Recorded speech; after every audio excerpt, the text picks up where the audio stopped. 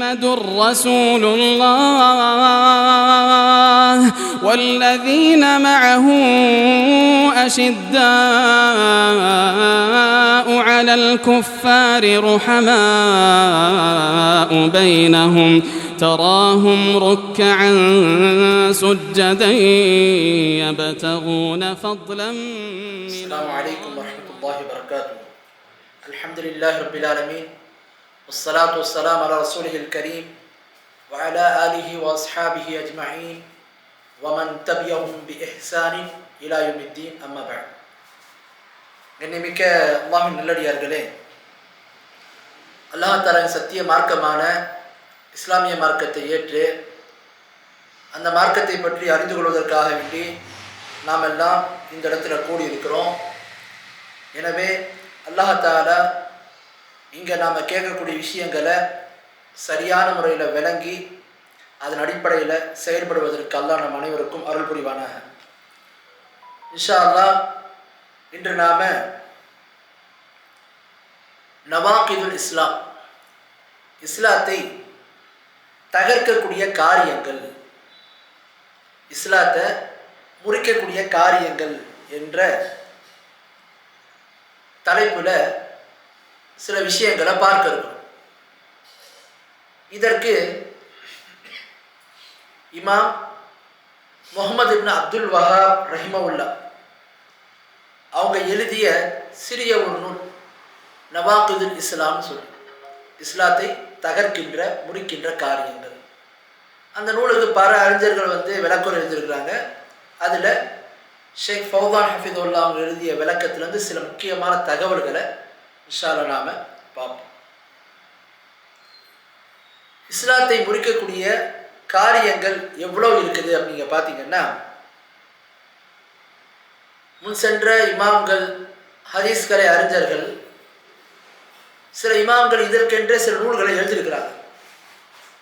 ஹதீஸ்களை தொகுத்த இமாம்கள் கூட இஸ்லாத்தை தகர்க்கின்ற காரியங்களை பற்றி ஒரு தனி பாடத்தலைப்பு வச்சிருக்கிறாங்க. ஹுக்முல் முர்தத், முர்ததுடைய சட்டம், அது கீழே உள்ள பாடங்கள் சொல்லிட்டு கொண்டு வருவாங்க. அப்போ முர்ததுன்னு சொன்னால் இஸ்லாத்தை விட்டு வெளியேறியவர்கள் என்னென்ன காரணத்தினால வெளியேறுவாங்கன்றத ஹதீஸுகளை என்ன செஞ்சுருக்காங்க, தொகுத்து கொடுத்துருக்குறாங்க. இப்போ அந்த அடிப்படையில் பார்க்கும்போது இஸ்லாத்தை தகர்க்கின்ற காரியங்கள் எவ்வளவு அப்படின்றத பற்றி அறிஞர்கள் பேசும்போது கிட்டத்தட்ட 400 காரியங்கள் இருக்குது. இஸ்லாத்தை விட்டு ஒரு மனுஷனை வெளியேற்றக்கூடிய காரியங்கள் 400 காரியங்கள் இருக்குது. ஆனால் இமாம் முஹம்மது அப்துல் வஹாப் ரஹிமஹுல்லாஹ் என்ன பண்ணுறாங்கன்னா, அந்த காரியங்களில் எல்லாத்தையும் தொகுத்து ஒரு 10 அடிப்படைக்குள்ள கொண்டு வந்துடுறாங்க. எல்லா காரியங்களையுமே முக்கியமான விஷயங்களை உள்ளடக்கிய மாதிரி ஒரு 10 அடிப்படையான அம்சங்களை கொண்டு வந்துடுறாங்க. இன்ஷா அல்லாஹ் அது குறித்து தான் நாம் பார்க்க இருக்கிறோம். அப்போ அது பற்றி சில முன்னுரைகளை நம்ம தெரிந்து கொள்வோம். இந்த பாடத்தில் நுழையத்துக்கு முன்னாடி சில முன்னுரை. நவாகிதுல் இஸ்லாம், நவாகிதுல் இஸ்லாம்னா என்ன? அரபியில் நாகித், இதனுடைய பன்மை நவாகித்.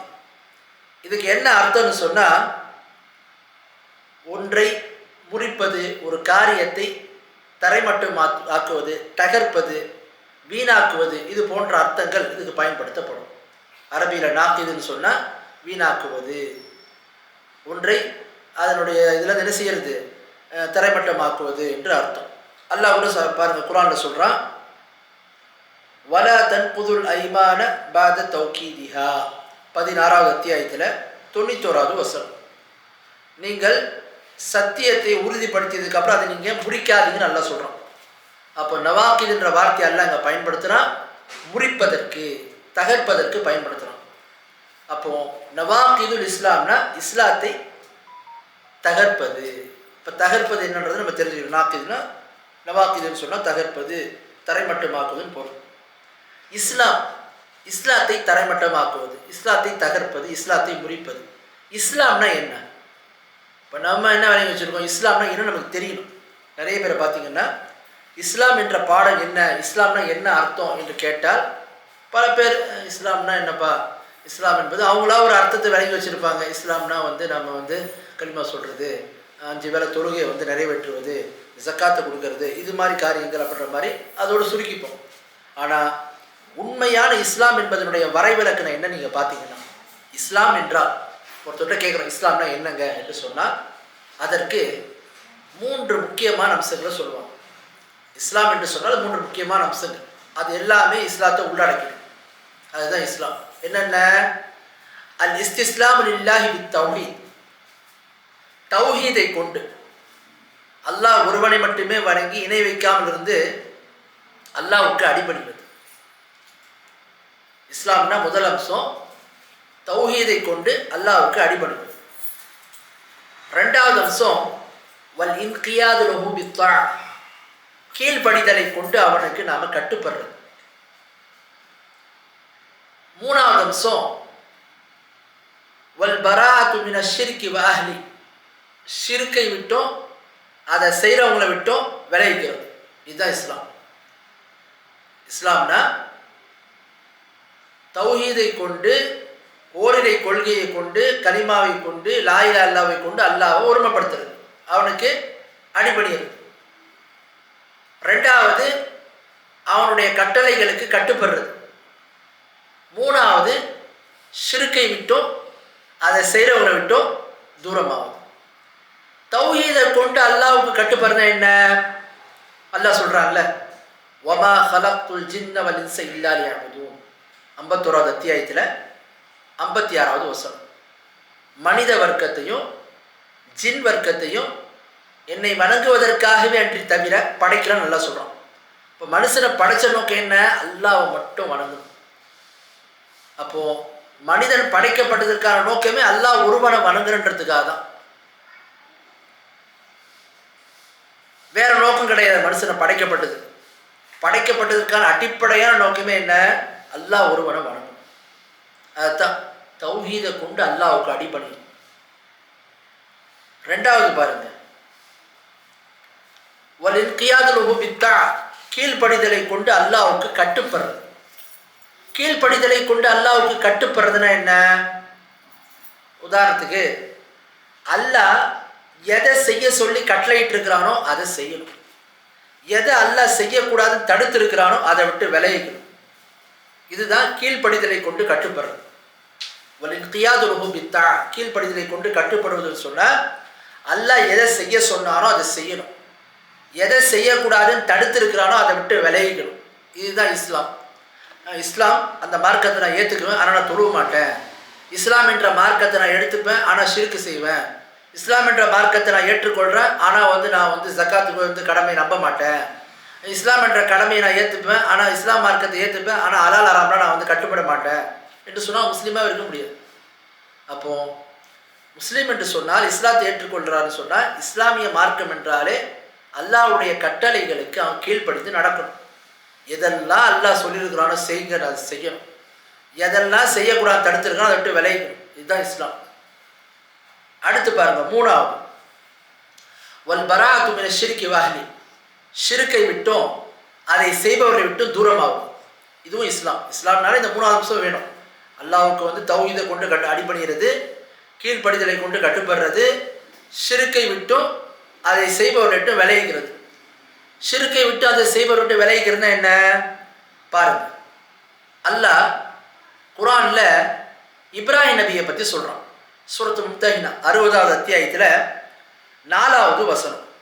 அந்த வசனத்தில் அல்லாஹ் சொல்கிறான், கது கானத் லக்கும் உஸ்வத்துன் ஹஸனத்துன் ஃபீ இப்ராஹீம வல்லதீன மஅஹ் இத் காலூ லிகௌமிஹிம் இன்னா புர்ஆஉ மின்கும் மிம்மா தஅபுதூன மின் தூனில்லாஹ். அடுத்து தொடர்ந்து அல்லாஹ் சொல்கிறான், கஃபர்னா பிக்கும் வபதா பைனனா வபைனக்கும் அல்-அதாவத்து வல் பக்தாஉ வபதா ஹத்தா துமினு பில்லாஹி வஹ்தா. அல்லாஹ் தஆலா சொல்கிறான், மக்களே ரசூலோட உம்மத்தவர்களை பார்த்து சொல்கிறோம், இப்ராஹிம் நபியிடத்துலையும் அவங்களோட ஈமான் கொண்ட மக்கள் இருந்தாங்க, அவங்களிடத்துலையும் உங்க எல்லாருக்கும் ஒரு அழகிய முன்மாதிரி இருக்குன்றான் அல்லாஹ். என்ன முன்மாதிரி இருக்குது? இப்ராஹிம் நபியும் அவங்ககிட்ட ஈமான் கொண்ட மக்களும் அவங்க மீது நம்பிக்கை கொண்ட மக்கள் சொல்கிறாங்க. என்ன சொன்னாங்க பாருங்க, அவங்க சமூக மக்களில் யாரெல்லாம் அல்லாஹ்வுக்கு இணை வைக்கிறாங்களோ ஷிர்க் செய்கிறாங்களோ அவங்ககிட்ட சொன்னாங்க, நாங்கள் உங்களை விட்டும் எதையெல்லாம் நீங்கள் அல்லாஹ்வுக்கு இணையாக வணங்கிட்டு இருக்கீங்களோ அவை அனைத்தையும் விட்டும் விலகி கொள்கிறோம். நாங்கள் உங்களை விட்டும் எதையெல்லாம் நீங்கள் அல்லாஹ்வுக்கு இணையாக கருதுனீங்களோ அவை அனைத்தையும் விட்டு நாங்கள் விலகிக் கொள்கிறோம், தூரமாயிடுறோம். மேலும் நாங்கள் உங்களையும் எங்களுக்கும் உங்களுக்கு மத்தியில் நாங்கள் உங்களை நிராகரிச்சிட்டோம். எங்களுக்கும் உங்களுக்கு மத்தியில் விரோதமும் பகைமையும் எப்போதும் இருந்துக்கிட்டே இருக்கும். எப்போ வரைக்கும்? நீங்கள் அல்லாஹ்வின் மீது நம்பிக்கை கொண்டு வர்ற வரைக்கும். அப்போ அல்லாஹ் சொல்கிறான், இப்ராஹிம் நபி இடத்துல உங்களுக்கு ஒரு அழகிய முன்மாதிரி. என்ன முன்மாதிரி? அல்லாஹ் குர்ஆன்ல சொல்கிறான், என்ன முன்மாதிரி? அவங்க தன் சமூக மக்கள்கிட்ட சொன்னாங்க, இணை வைக்கிற மக்கள்கிட்ட, நாங்கள் உங்களையும் நிராகரிக்கிறோம், உங்களை விட்டு விலகிக்கிறோம். நீங்கள் எதையெல்லாம் அல்லாஹ்வுக்கு இணையாக்குறீங்களோ அதை விட்டு விலகிக்கிறோம், எங்களுக்கு உங்களுக்கு சம்மந்தமே கிடையாது. எப்போ வரைக்கும் இந்த மாதிரி நம்மளுக்குள்ள இருக்கும் அந்த விரோதம் பகைமை? அல்லாஹ்வின் மீது நீங்கள் ஈமான் கொண்டு வர்ற வரைக்கும். அப்போ இஸ்லாத்தை ஏற்றுக்கொள்ளக்கூடியவங்க, முஸ்லீமாக இருக்கக்கூடியவங்க இதை செயல்படுத்தணும். இது இஸ்லாமிய நாடு இல்லை, இங்கே நம்ம எப்படி செயல்படுத்த முடியும்? இல்லை, மார்க்கம் என்பது எல்லா இடத்துக்குமே உள்ளது. அப்போ அல்லாஹ் இங்கே என்ன சொல்கிறான்? ஷிர்க்கு செய்கிறவங்கள்ட்ட தூரமாகின்றோம். அவங்களுக்கு எடுத்து சொல்லுவோம், மார்க்கத்தை நோக்கி அவங்களை அழைப்போம், சத்தியத்தை அவங்களுக்கு தெரியப்படுத்துவோம். ஆனாலும் அவங்களுடைய காரியங்களில், அவங்க செய்யக்கூடிய ஷிர்க்கான விஷயங்களில் அவங்கள விட்டு விலகி இருக்கும். இன்றைக்கி அது மாதிரி விலகி இல்லாமல் இருந்ததுனால தான் பல பேர் இஸ்லாம் என்ற பெயரை வைத்துக்கொண்டு அல்லாஹ்வுக்கு இணை வைக்கக்கூடியவங்களா இருக்கும். அப்படி ஒரு நிலை வரக்கூடாதுன்னா நாம் அவங்க செய்யக்கூடிய அந்த ஷிர்க்கை விட்டு விலகிடணும், அவங்கள விட்டு தூரமாயிடும். அப்போது இஸ்லாம் என்று சொன்னாலும் இந்த 3 அம்சங்கள். தௌஹீதை கொண்டு அல்லாஹ்வுக்கு அடிபணியணும், 2வது கீழ்ப்படிதலை கொண்டு அல்லாஹ்வுக்கு கட்டுப்படணும், 3வது ஷிர்க்கை விட்டும் தூரமாகணும், அதை செய்கிறவங்களை விட்டும் தூரமாகணும். அப்படி இருந்தால் தான் ஒருத்தர் இஸ்லாமிய மார்க்கத்தில் சரியாக இருக்க முடியும். சரி, இப்போ வாங்க, ஷிர்க்குனா என்ன, இஸ்லாம்னா என்ன, நவாகிதுனா என்ன அப்படின்னு தெரிஞ்சுக்கிட்டோம். நவாகிதுனா முறிப்பது, தகர்ப்பதுன்னு அர்த்தம். இஸ்லாம்னா 3 அம்சங்களை பார்த்தோம். அப்போ இஸ்லாத்தை முறிப்பது அப்படின்றது தான் இந்த பாடத்தினுடைய தலைப்பு. சரி, அடுத்து வாங்க, இந்த இஸ்லாத்தை முறிக்கக்கூடிய காரியங்கள் தொடர்பான விஷயத்தில் நம்ம எல்லாருமே ரொம்ப ரொம்ப கவனமாக இருக்கணும். இஸ்லாத்தை முறிக்கக்கூடிய காரியங்கள் தொடர்பான விஷயத்தில் நம்ம ரொம்ப ரொம்ப கவனமாக இருக்கணும். இப்போ நாம் ஒரு முஸ்லீம் இடத்துல போய், எப்பா ஒழுவை முறிக்கக்கூடிய காரியங்கள் என்ன சொல்லு, நவாக்கிதுல் உது என்னென்னு சொல்லு என்று சொன்னால் சொல்லுவாங்க, காற்று பிரிந்தால் ஒழு முறிஞ்சிடும், அது மாதிரி இந்த மாதிரி காரணங்கள் நடந்தால் ஒழு முறிஞ்சிடும் அப்படின்றது நம்மளுக்கு தெரியுது. சரி, இதே ஒரு முஸ்லீம்கிட்ட போய் ஒரு மனிதன் அவனுடைய ஏற்றிருக்கக்கூடிய இஸ்லாமிய மார்க்கத்தை தகர்க்கிற காரியங்கள் என்னென்ன காரியத்தை செஞ்சால் ஒருத்தர் இஸ்லாத்தை விட்டு வெளியே போயிடுவார், அவருடைய இஸ்லாம் முறிஞ்சிடும் சொல்லுங்கன்னு சொன்னால் பல பேருக்கு இஸ்லாம் முறியறதே தெரியாது. நம்ம எப்படி கொள்கையில் இருக்கிறோம், கலிமா சொல்லிட்டு நம்ம எப்படி இருந்தாலும் சரி சொர்க்கத்துக்கு போயிடும் நம்ம நினச்சிட்டு இருக்கிறோம். ஆனால் ஒரு சில காரியங்களை செய்வதை கொண்டு ஒருத்தருடைய இஸ்லாத்தை விட்டு அவர் வெளியே போயிடுவார். இது நம்ம ரொம்ப ரொம்ப கவனமாக, அதுதான் என்னன்றது நம்ம பார்க்க போகிறோம்.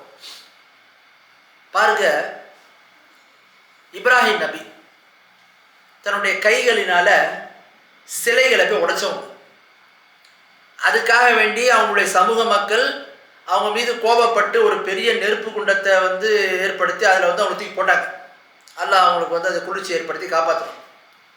அப்போ இந்த அளவுக்கு ஷிர்க்குக்காக வேண்டி அதை எதிர்த்ததுக்காக வேண்டி பல தொல்லைகளையும் பல கஷ்டங்களையும் பல இன்னல்களையும் அனுபவிச்சவங்க தான் யார்? இப்ராஹிம் நபி. அந்த இப்ராஹிம் நபி தன் கையினாலே சிலையை உடைச்சாங்க. அப்படிலாம் செஞ்சும் கூட அல்லாஹ்ட்ட என்ன கேட்குறாங்க பாருங்க. குர்ஆன்ல அல்லாஹ் தஆலா சூரத் இப்ராஹிம் 14வது அத்தியாயத்தில் 35வது வசனத்துல 36வது வசனத்தில் அல்லாஹ் தஆலா சொல்கிறான், வஜ்னுபனி வபனிய அன் அப்துல் அஸ்னாம ரப்பி இன்னஹுன்ன அضللن கதீரன் மினன் நாஸ். அவங்க சொல்கிறாங்க, இப்ராஹிம் நபி, என் ரப்பே, என்னையும் என்னுடைய சந்ததிகளையும் சிலை வழிபாட்டை விட்டு நீ எங்களை விலக்கி வை, தூரமாக்கி வை.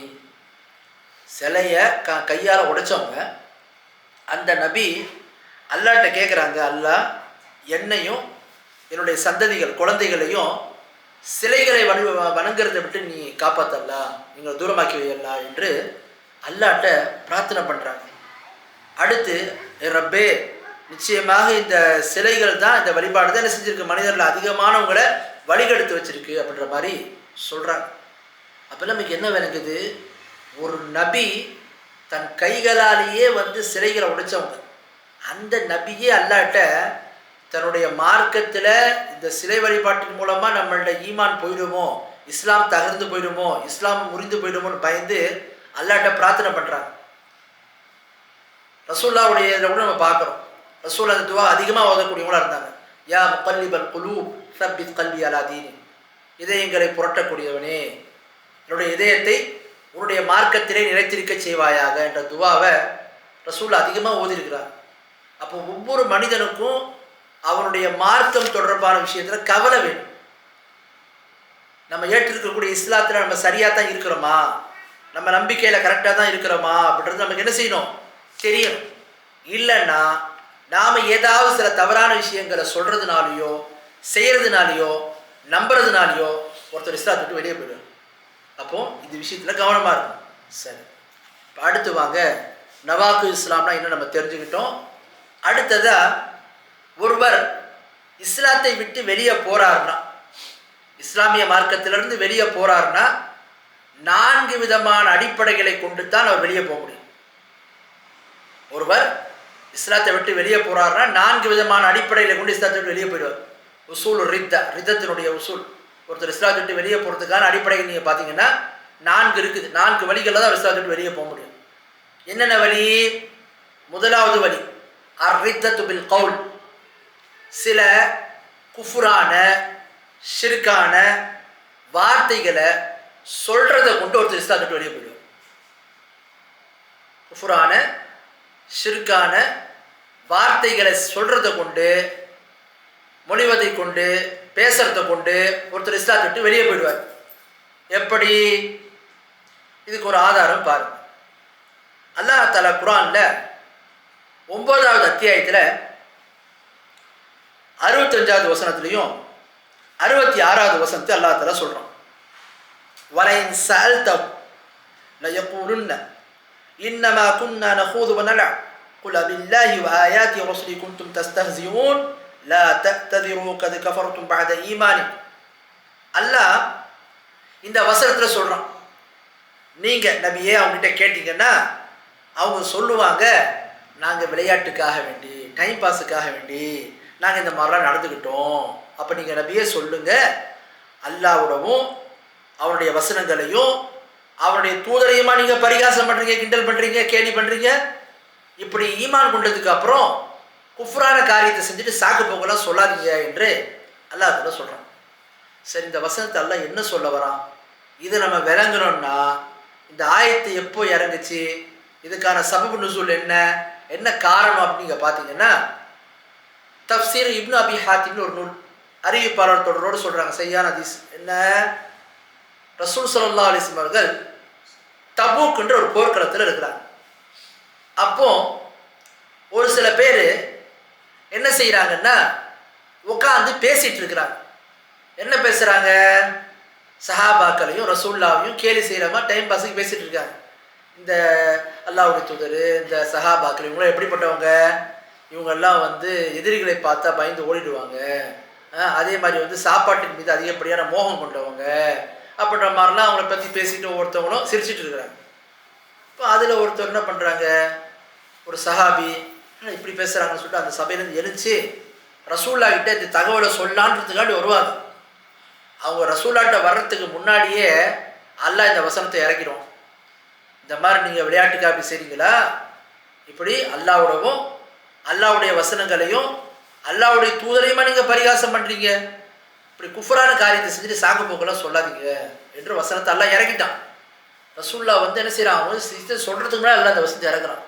இதை கேள்விப்பட்டவொன்னே அவங்க எல்லாம் ஓடி வர்றாங்க. அல்லாஹ்வுடைய தூதரே, நாங்கள் சும்மா டைம் பாஸுக்காக பேசிகிட்டு இருந்தோம், நாங்கள் வேணும்னா பேசலை, சும்மா ஜாலிக்காக பேசிகிட்டு இருந்தோம் அப்படின்ற மாதிரிலாம் சொல்கிறாங்க. ரசூல்லா திரும்ப திரும்ப இந்த வசனத்தை தான் ஓதிட்டு சொல்கிறாங்க. அல்லாஹ் சொல்கிறான் பாருங்க, ஈமான் கொண்டதுக்கப்புறம் குஃப்ரான காரியத்தை செஞ்சு சாக்கு போக்கெல்லாம் சொல்லாதீங்கன்றான். இந்த வசனம் தான் திரும்பி திரும்பி அவங்க ரிப்ளை பண்ணிகிட்டே இருந்தாங்க ரசூல்லா. சரி, ஒரு வேளை அவங்க யாராக இருப்பாங்க? காஃபிராக இருப்பாங்க, முனாஃபிக்காக இருப்பாங்க, நயவஞ்சகர்களாக இருப்பாங்க அப்படின்ற மாதிரி சில பேருக்கு டவுட் வரலாம். ஆனால் நீங்கள் பார்த்தீங்கன்னா குர்ஆனில் அல்லாஹ் தஆலா எங்கேயுமே முனாஃபிக்கின்களுக்கு, நயவஞ்சகர்களுக்கு ஈமான் என்ற வார்த்தை பதத்தை அல்லாஹ் பயன்படுத்தவே இல்லை. ஈமான், முஃமின் என்ற வார்த்தையில் அல்லாஹ் உண்மையான முஸ்லீம்களுக்கு மட்டும்தான் பயன்படுத்திருக்கலாம். முனாஃபிக்குகளுக்கு இஸ்லாம் என்ற வார்த்தையை பயன்படுத்தியிருக்கான், முஸ்லீம் என்ற வார்த்தையை பயன்படுத்தியிருக்கான். விளங்குதுங்களா? ஆனால் எங்கேயுமே குரானில் முனாஃபிக் ரெட்டவடம் போகிறோம் நயஞ்சகர்கள் அவங்களுக்கு எங்கேயுமே அல்லாஹ் தாலா என்ன வார்த்தையை பயன்படுத்தலை? ஈமான் என்ற வார்த்தையை பயன்படுத்தவே இல்லை. முஃமின் என்ற வார்த்தையை பயன்படுத்தவே இல்லை. இஸ்லாம் என்ற வார்த்தையை அவங்களுக்கு அல்லாஹ் தாலா பயன்படுத்தியிருக்கலாம். உதாரணத்துக்கு நீங்கள் பார்த்தீங்கன்னா கூட 9வது அத்தியாயத்தில் 74வது வசனத்தை அல்லாஹ் தாலா சொல்கிறான், வலகத் காலு கலிமத்துல் குஃப்ர் வகஃபரு பஅத இஸ்லாமி. அவங்க குஃப்ரான வார்த்தையை சொன்னாங்க, இஸ்லாத்தை ஏற்றுக்கிட்டதுக்கு அப்புறம் குஃப்ர் செஞ்சாங்கன்ற அல்லாஹ். அப்போது இது அடுத்த அல்லாஹ் முனாஃபிக்குகளை பற்றி பேசுகிறான். இப்போ குர்ஆன்ல அல்லாஹ் தஆலா முனாஃபிக்குகளை பற்றி அவங்களுக்கு இஸ்லாம் என்ற வார்த்தையை பயன்படுத்தியிருக்காங்க, எங்கேயுமே ஈமான் என்ற வார்த்தை பயன்படுத்தப்படவே இல்லை. இந்த குறிப்பிட்ட வசனத்தில் அல்லாஹ் என்ன சொல்கிறான்னா, நீங்கள் ஈமான் கொண்டதுக்கு அப்புறம் குஃப்ரான காரியத்தை செஞ்சுட்டு சாக்கு போக்கு சொல்லாதீங்கன்ற அல்லாஹ். அப்போ என்ன விளங்குது? அவங்க யாரு? அவங்க முனாஃபிக்கு கிடையாது, அவங்க நயவஞ்சகர்கள் கிடையாது, முஃமின்கள் தான், உண்மையான முஸ்லீம்கள் தான். ஆனால் இந்த மாதிரி சில வார்த்தைகளை சொன்னாங்க. இதன் காரணமாக என்ன ஆயிடுச்சு? அந்த வார்த்தையை சொன்ன காரணத்தினால இஸ்லாத்தை விட்டு அவங்க வெளியே போயிட்டாங்க. அப்போ ஒரு மனிதன் எந்த நிர்பந்தமும் இல்லாமல், யாரும் வந்து அவனை வற்புறுத்தாம, யாரும் அவனை நிர்பந்திக்காம ஒருத்தவன் குஃப்ரான வார்த்தையை பயன்படுத்துறான்னு சொன்னா இது என்ன செய்யும்? அவனை இஸ்லாத்தை விட்டு வெளியேற்றிடும். அப்போ நாம் ஒரு வார்த்தையை பயன்படுத்துகிறோம், ரொம்ப கவனமாக பயன்படுத்தணும். சில பேர் கூட பார்ப்போம், வீட்டில் யாராவது ஒரு பெரிய துக்க செய்தி யாராவது இறந்துட்டாங்கன்னா, அல்லாஹ் உனக்கு கருணையே கிடையாதா, நீ உண்மையிலே ரப்பு தானா, உனக்கு இந்த மாதிரி நீ இப்படி பண்ணுறியே அப்படின்ற மாதிரி என்ன செய்வாங்க? அல்லாஹ் விதியை பழித்து பேசுவாங்க, விதியை குஃப்ரான வார்த்தைகளை கொண்டு பேசுவாங்க. இந்த மாதிரிலாம் இருக்கக்கூடாது. ஒரு உண்மையான முஸ்லீமை பொறுத்த வரைக்கும் பார்த்தீங்கன்னா அவன் எந்த விதத்திலையுமே குஃப்ரான வார்த்தைகளை பயன்படுத்திடக்கூடாது. அப்படி பயன்படுத்திட்டா இஸ்லாத்தை விட்டு வெளியேறிடுவார். அப்போ அதைத்தான் பார்க்குற இந்த சம்பவத்தில் அவங்க அல்லாஹ்வுடைய தூதரையும் சஹாபாக்களையும் என்ன செய்கிறாங்க? கேலி பேசிட்டு உட்காந்துட்டு இருக்காங்க. அப்போ அல்லாஹ் என்ன செய்கிற அந்த வசனத்தை இறக்கி, ஈமான் கொண்டதுக்கு அப்புறம் நீங்கள் குஃப்ரான காரியத்தை செஞ்சு சாக்கு போக்கெல்லாம் சொல்லாதீங்கன்ற அல்லாஹ். அப்போ என்ன விளங்குது? ஒரு மனிதன் இஸ்லாமிய மார்க்கத்தை ஏற்றதுக்கு அப்புறம் சில குஃப்ரான வார்த்தைகளை சொல்வதை கொண்டு இஸ்லாத்தை விட்டு வெளியே போயிடுவான். இது ஒரு விஷயம். சரி, இப்போ ஒருத்தர் வந்து நிர்பந்த நிலையில சொல்கிறாங்க. உதாரணத்துக்கு பார்த்தீங்கன்னா, மக்காவில் நீங்கள் நிறைய வரலாறு சம்பந்தமான விஷயங்களை சீரத்தெல்லாம் படிச்சிருப்பீங்க. அம்மார் ரலியல்லாஹு அன்ஹு அவர்களை அந்த மக்கள் துன்புறுத்தினாங்க, மக்கத்து காஃபிர்கள் துன்புறுத்தினாங்க. எந்த அளவுக்குன்னு சொன்னால், வலி பொறுக்க முடியாமல் ஒரு கட்டத்தில் குஃப்ரான வார்த்தையை அவங்க பயன்படுத்துகிறாங்க. ரசூலுல்லாஹ் திட்டுற மாதிரி குஃப்ரான சில வார்த்தைகளை பயன்படுத்திடுறாங்க. பயன்படுத்திட்டு இது குறித்து அவங்க வருத்தப்படும் போது அல்லாஹ் இந்த வசனத்தை இறக்கலாம். குர்ஆனில் 16வது அத்தியாயத்தில் 106வது வசனத்தில் அல்லாஹ் தஆலா சொல்கிறான், மன் கஃபர பில்லாஹி மின் பஅதி ஈமானி இல்லா மன் உக்ரிஹ வ கல்புஹு முத்மஇன்னும் பில் ஈமான். அல்லாஹ் சொல்கிறான், எவர் ஒருவர் ஈமான் கொண்டதற்கு பிறகு அல்லாஹ்வை நிராகரித்து விடுவார். எப்படி? அவர் நிர்பந்திக்கப்பட்ட நிலையில், அவருடைய உள்ளம் ஈமானை கொண்டு நிம்மதியாக அமைதியாக இருக்கின்ற நிலையில் ஒரு மனிதன் நிர்பந்திக்கப்பட்டு குஃப்ரான வார்த்தையை சொன்னான்னு சொன்னார், அல்லாஹ் தஆலா தொடர்ந்து சொல்கிறான் அந்த வசனத்தை, வலாக்கின் மன் ஷரஅ பில் குஃப்ரி ஸத்ரன் ஃபஅலைஹிம் கதபுன் மினல்லாஹ் வலஹும் அஸாபுன் அதீம். அல்லாஹ் சொல்கிறான், இப்படி யார் வந்து நிர்பந்திக்கப்பட்டு அவங்களுடைய உள்ளத்தில் ஈமான் இருந்தால் அவங்கள விட்டுருவோம். யாருடைய உள்ளம் குஃப்ரை ஏற்றுக்கொள்வதில் விசாலமாக இருக்குதோ, அதை ஏற்றுக்கொள்ளுதோ, அவர்கள் மீது அல்லாஹ்வுடைய கோபமும் அவர்களுக்கு கடுமையான வேதனையும் இருக்குன்னு அல்லாஹ் சொல்கிறான். அப்போ அல்லாஹ் இதை பிரித்து காட்டுறான். குஃப்ரான வார்த்தையை ஒருத்தர் சொல்லும்போது நிர்பந்திக்கப்பட்ட நிலையில் சொன்னார்னா அவருடைய உள்ளத்தில் ஈமான் இருக்குதுன்னா பிரச்சனை இல்லை, அவர் நிர்பந்திக்கப்பட்டிருக்கார், அவருக்கு மன்னிப்பு இருக்குது. ஆனால் ஒருத்தர் நிர்பந்திக்கப்படாமல் குஃப்ரான வார்த்தையை ஒருத்தர் சொல்கிறாருன்னா அவருக்கு வேதனை இருக்குது, அவர்கள் மீது அல்லாஹ்வுடைய லானத் ஏற்படட்டும் என்று அல்லாஹ் தஆலா சொல்கிறான். அவனுடைய அல்லாஹ் மீது கோபம் அவர் மீது ஏற்படுத்துன்னு அல்லாஹ் தஆலா தெரியப்படுத்துகிறான். அப்போ எல்லாமே என்ன விளங்குது? ஒரு மனிதன் குஃப்ரான வார்த்தையை எந்த நிர்பந்தமும் இல்லாமல் சொல்கிறான்னா அது இஸ்லாத்தை விட்டு ஒருத்தர் வெளியேற்றிடும். நம்ம வாழ்க்கையில் பார்த்தீங்கன்னா பல பேருக்கு முறையான மார்க்க கல்வியே இல்லாத காரணத்தினால சர்வசாதாரணமாக குஃப்ரான வார்த்தையெல்லாம் நம்ம பயன்படுத்திட்டு போயிடுவோம். உதாரணத்துக்கு, அவுலியாக்களே, மகான்களே, என்னை நீங்கள் காப்பாற்றுங்கள், மறுமையில் நீங்கள் எனக்காக சிபாரிசு செய்யுங்க, மறுமையில் என்னை நீங்கள் பாதுகாக்கணுன்றலாம் கேட்டால் இதெல்லாம் குஃப்ரான வார்த்தை. இதை ஒருத்தர் சொன்னார்னா இஸ்லாத்தை விட்டு வெளியே போயிடுவார். அப்போ குஃப்ரான வார்த்தையை ஒருவர் சொல்கிறாருன்னா அவர் என்ன ஆகிடுவார்? இஸ்லாத்தை விட்டு வெளியே சென்று விடுவார். அப்போ இஸ்லாத்தை விட்டு வெளியேற்றுவதற்கான முதல் அடிப்படை என்னன்னு சொன்னால் குஃப்ரான ரித்தத்து பில் கவுல், குஃப்ரான வார்த்தைகளை கொண்டு இஸ்லாத்தை விட்டு வெளியே போகிறது. அடுத்து பாருங்க, இஸ்லாத்தை விட்டு ஒருத்தர் வெளியேறதுக்கு ரெண்டாவது ஒரு வழி என்ன வழி? அல் குஃப்ரு பில் இஅ்திகாத், நம்பிக்கையில் குஃப்ரான நம்பிக்கைகளை கொள்றது. எப்படி? ஒரு மனிதர் தன்னுடைய உள்ளத்தில் ஒரு விஷயத்தை நம்புறார், அந்த நம்பிக்கை இஸ்லாமிய நம்பிக்கைக்கு மாற்றமாக இருக்கு. இஸ்லாம் எப்படி நம்ப சொல்லுதோ அப்படி நம்பாம மாற்றமாக நம்புறார். இப்படி ஒருத்தர் நம்பினார்னா இந்த நம்பிக்கையின் காரணத்தால் இஸ்லாத்தை விட்டு வெளியே போயிடும். உதாரணத்துக்கு, தொழுகை என்பது அல்லாஹ் 5 வேளை ஒரு நாளைக்கு கட்டாய கடமையை ஆக்கியிருக்கலாம். இதை ஒருத்தர் நம்பணும். ஒருத்தர் என்ன சொல்றாரு? தொழுகன்ற கடமையை நான் ஏற்றுக்க மாட்டேன், ஜக்காத்ன்ற கடமையை நான் நம்ப மாட்டேன், ஹஜ்ஜுன்ற கடமையை என்னால் நம்ப முடியாது என்று ஒரு சொல்கிறாருன்னா இவருடைய இந்த நம்பிக்கை என்ன செய்யும்? அவர் இஸ்லாத்தை விட்டு வெளியேற்றிடும். அப்போ இஸ்லாமிய மார்க்கத்தை பொறுத்த வரைக்கும் இது நம்ம வேண்டி விரும்பி நமக்கு பிடிச்சது நாங்கள் நம்புவோம், எங்களுக்கு பிடிக்கலன்னா விட்டுருவோம்லாம் கிடையாது. அல்லாஹ் எதை நம்ப சொல்கிறோன்னா நம்பணும். அல்லாஹ் எதெல்லாம் மார்க்கத்தில் இது நம்பிக்கையில் இருக்குதுன்னு சொல்லியிருக்கானோ, ஈமான் கொண்டு சொல்கிறோம், எல்லாத்தையும் ஈமான் கொண்டு வரணும். அதில் மாற்று கருத்து வரக்கூடாது, தவறான நம்பிக்கையின் பக்கம் போகக்கூடாது. அப்போது ஒருத்தர் இஸ்லாத்தை விட்டு வெளியேறதுக்கான வழிகளை இரண்டாவது வழி என்ன? தவறான நம்பிக்கைகளை கொண்டு குஃப்ரு செய்கிறது, இஸ்லாத்தை விட்டு வெளியே போயிடும். இதுக்கு ஒரு உதாரணம் பாருங்கள். 63வது அத்தியாயத்தில், அல் முனாஃபிகூன் 63வது அத்தியாயத்தில் முதல் வசனம்.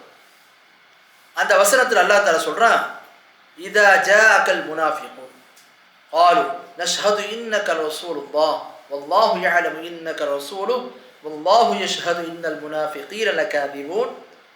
முனாஃபிக்குகள் நபி ஸல்லல்லாஹு வந்தாங்க, வந்து சொல்கிறாங்க, முஹம்மதே நாங்கள் சாட்சி சொல்கிறோம். என்ன சாட்சி? நீங்கள் அல்லாஹ்வுடைய தூதராக நீங்கள் இருக்கிறீங்க என்று நாங்கள் சாட்சி சொல்கிறோம். அல்லாஹ் சொல்கிறான், அல்லாஹ் அறிந்தவன், நீங்கள் அல்லாஹ்வுடைய தூதராக இருக்கிறீங்க.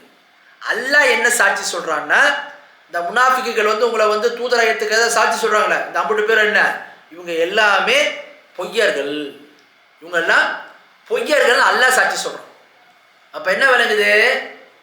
முனாஃபிக்குகள் ரசூலுல்லாஹ்வை தூதராக ஏற்றுக்கிறான்னு சொல்லி சாட்சி சொன்னாங்க.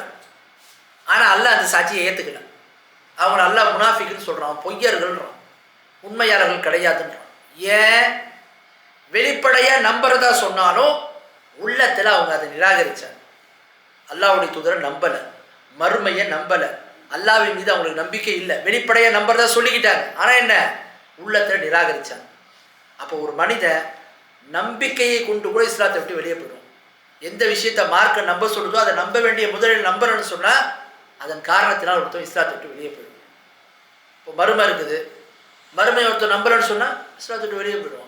ஜக்காத்துன்ற கடமை இருக்குது, தொழுகன்ற கடமை இருக்குது, இதெல்லாம் நம்ப மாட்டேன், இதெல்லாம் நான் ஏற்றுக்கொள்ள மாட்டேன்னா ஒருவர் இஸ்லாத்தை விட்டே வெளியே சென்று விடுவார்.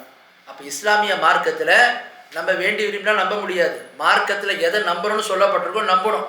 நான் வெளிப்படையாக நம்புகிறேன் என்று உள்ளத்தில் நிராகரித்தா முஸ்லீமாக இருக்க முடியாது, அவர் இஸ்லாத்தை விட்டு வெளியே போயிடுவார். அப்போ இஸ்லாத்தை விட்டு வெளியேற்றுவதற்கான இரண்டாவது வழிகள் என்ன? தவறான நம்பிக்கைகளை கொண்டு நம்புவதை கொண்டு இஸ்லாத்தை விட்டு வெளியே போகிறது.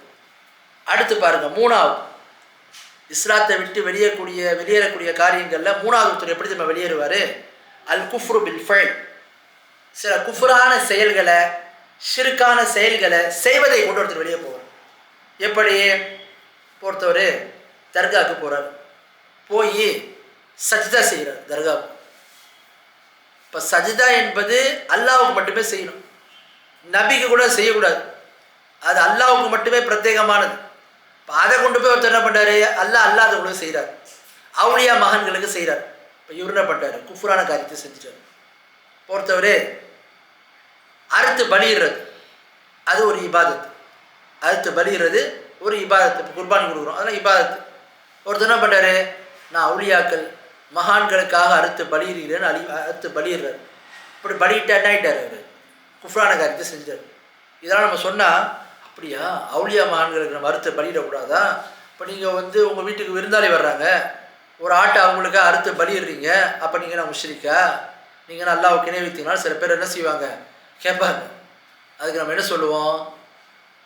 வீட்டுக்கு ஒரு விருந்தினர் வர்றாங்கன்னா அவங்கள உபசரிக்கிறதுக்காக நம்ம ஒரு ஆட்டை அறுக்கிறோன்னா நம்ம எந்த நோக்கத்துக்காக இருக்கல அதை கொண்டு அல்லாவை நாம் வணங்கி அவனிடத்தில் நெருக்கத்தை பெறணும்னு சொல்லிட்டு அதுக்காக நம்ம அறுக்கலை. யாருக்காக இருக்கிறோம்? பிஸ்மில்லா தான் சொல்லுவோம். யாருக்காக இருக்கிறோம்? வந்திருக்கிற விருந்தினரை உபசரிக்கணுன்றதுக்காக அறுப்போம். அவங்கள உபசரிக்கிறதுக்கு எல்லாம் தனியாக நன்மையை கொடுப்பான்.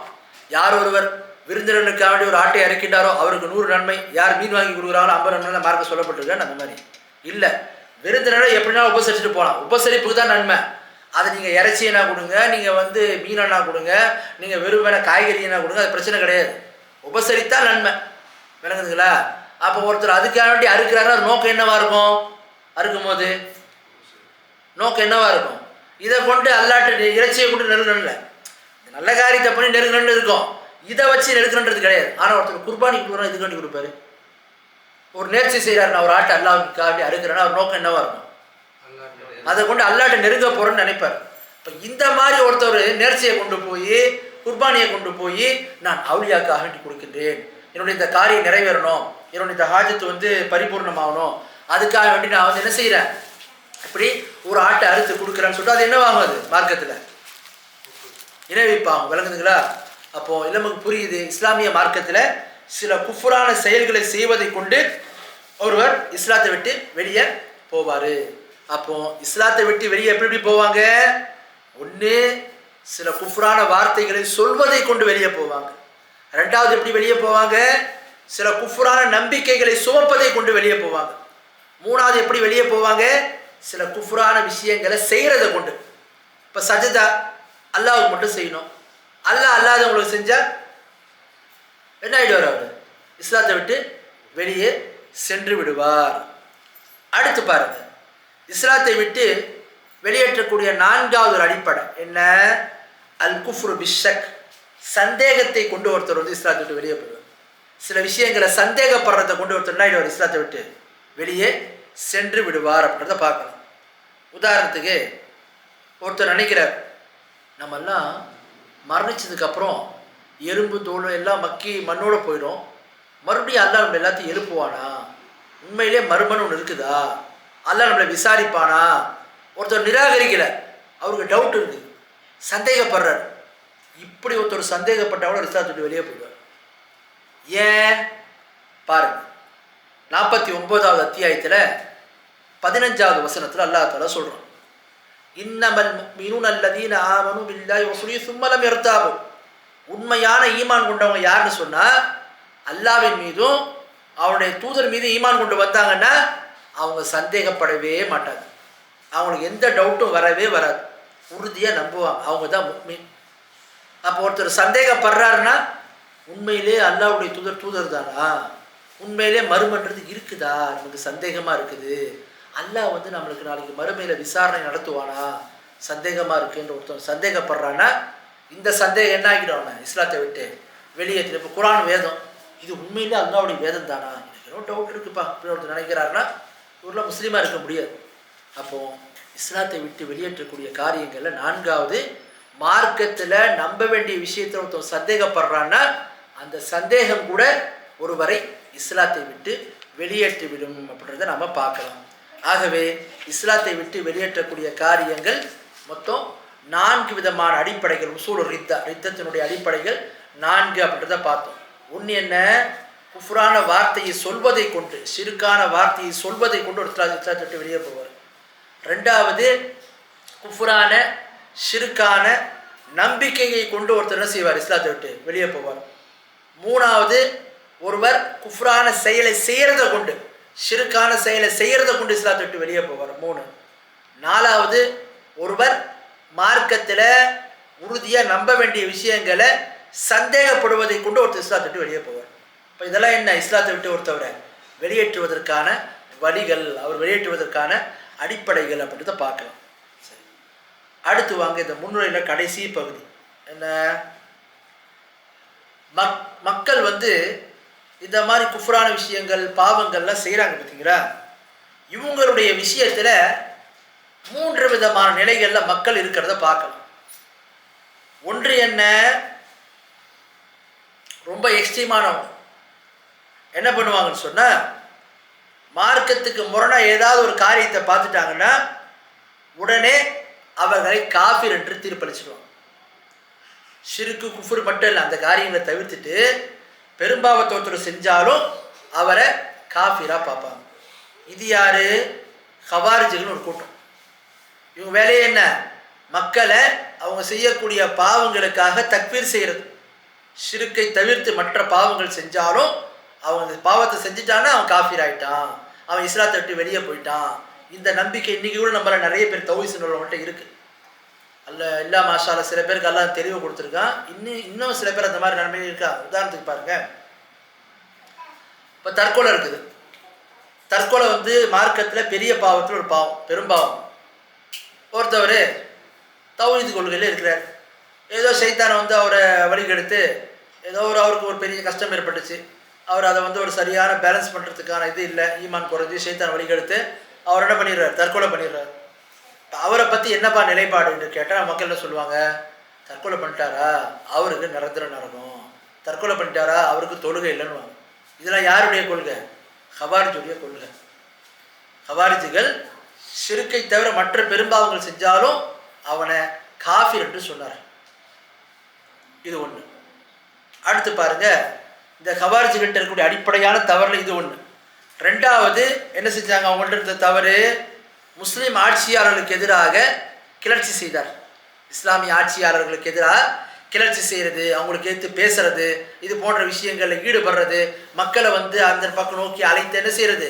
அடிப்படையான விஷயத்திலிருந்து விலகி கொண்டு போகிறது. இதுவும் அவங்ககிட்ட ஒரு பெரிய தவறு. அடுத்து மூணாவது, முஸ்லீம்களுடைய ரத்தத்தை ஓட்டுவது ஹலால்னு சொன்னோம். இவங்க என்ன பண்ணாங்க?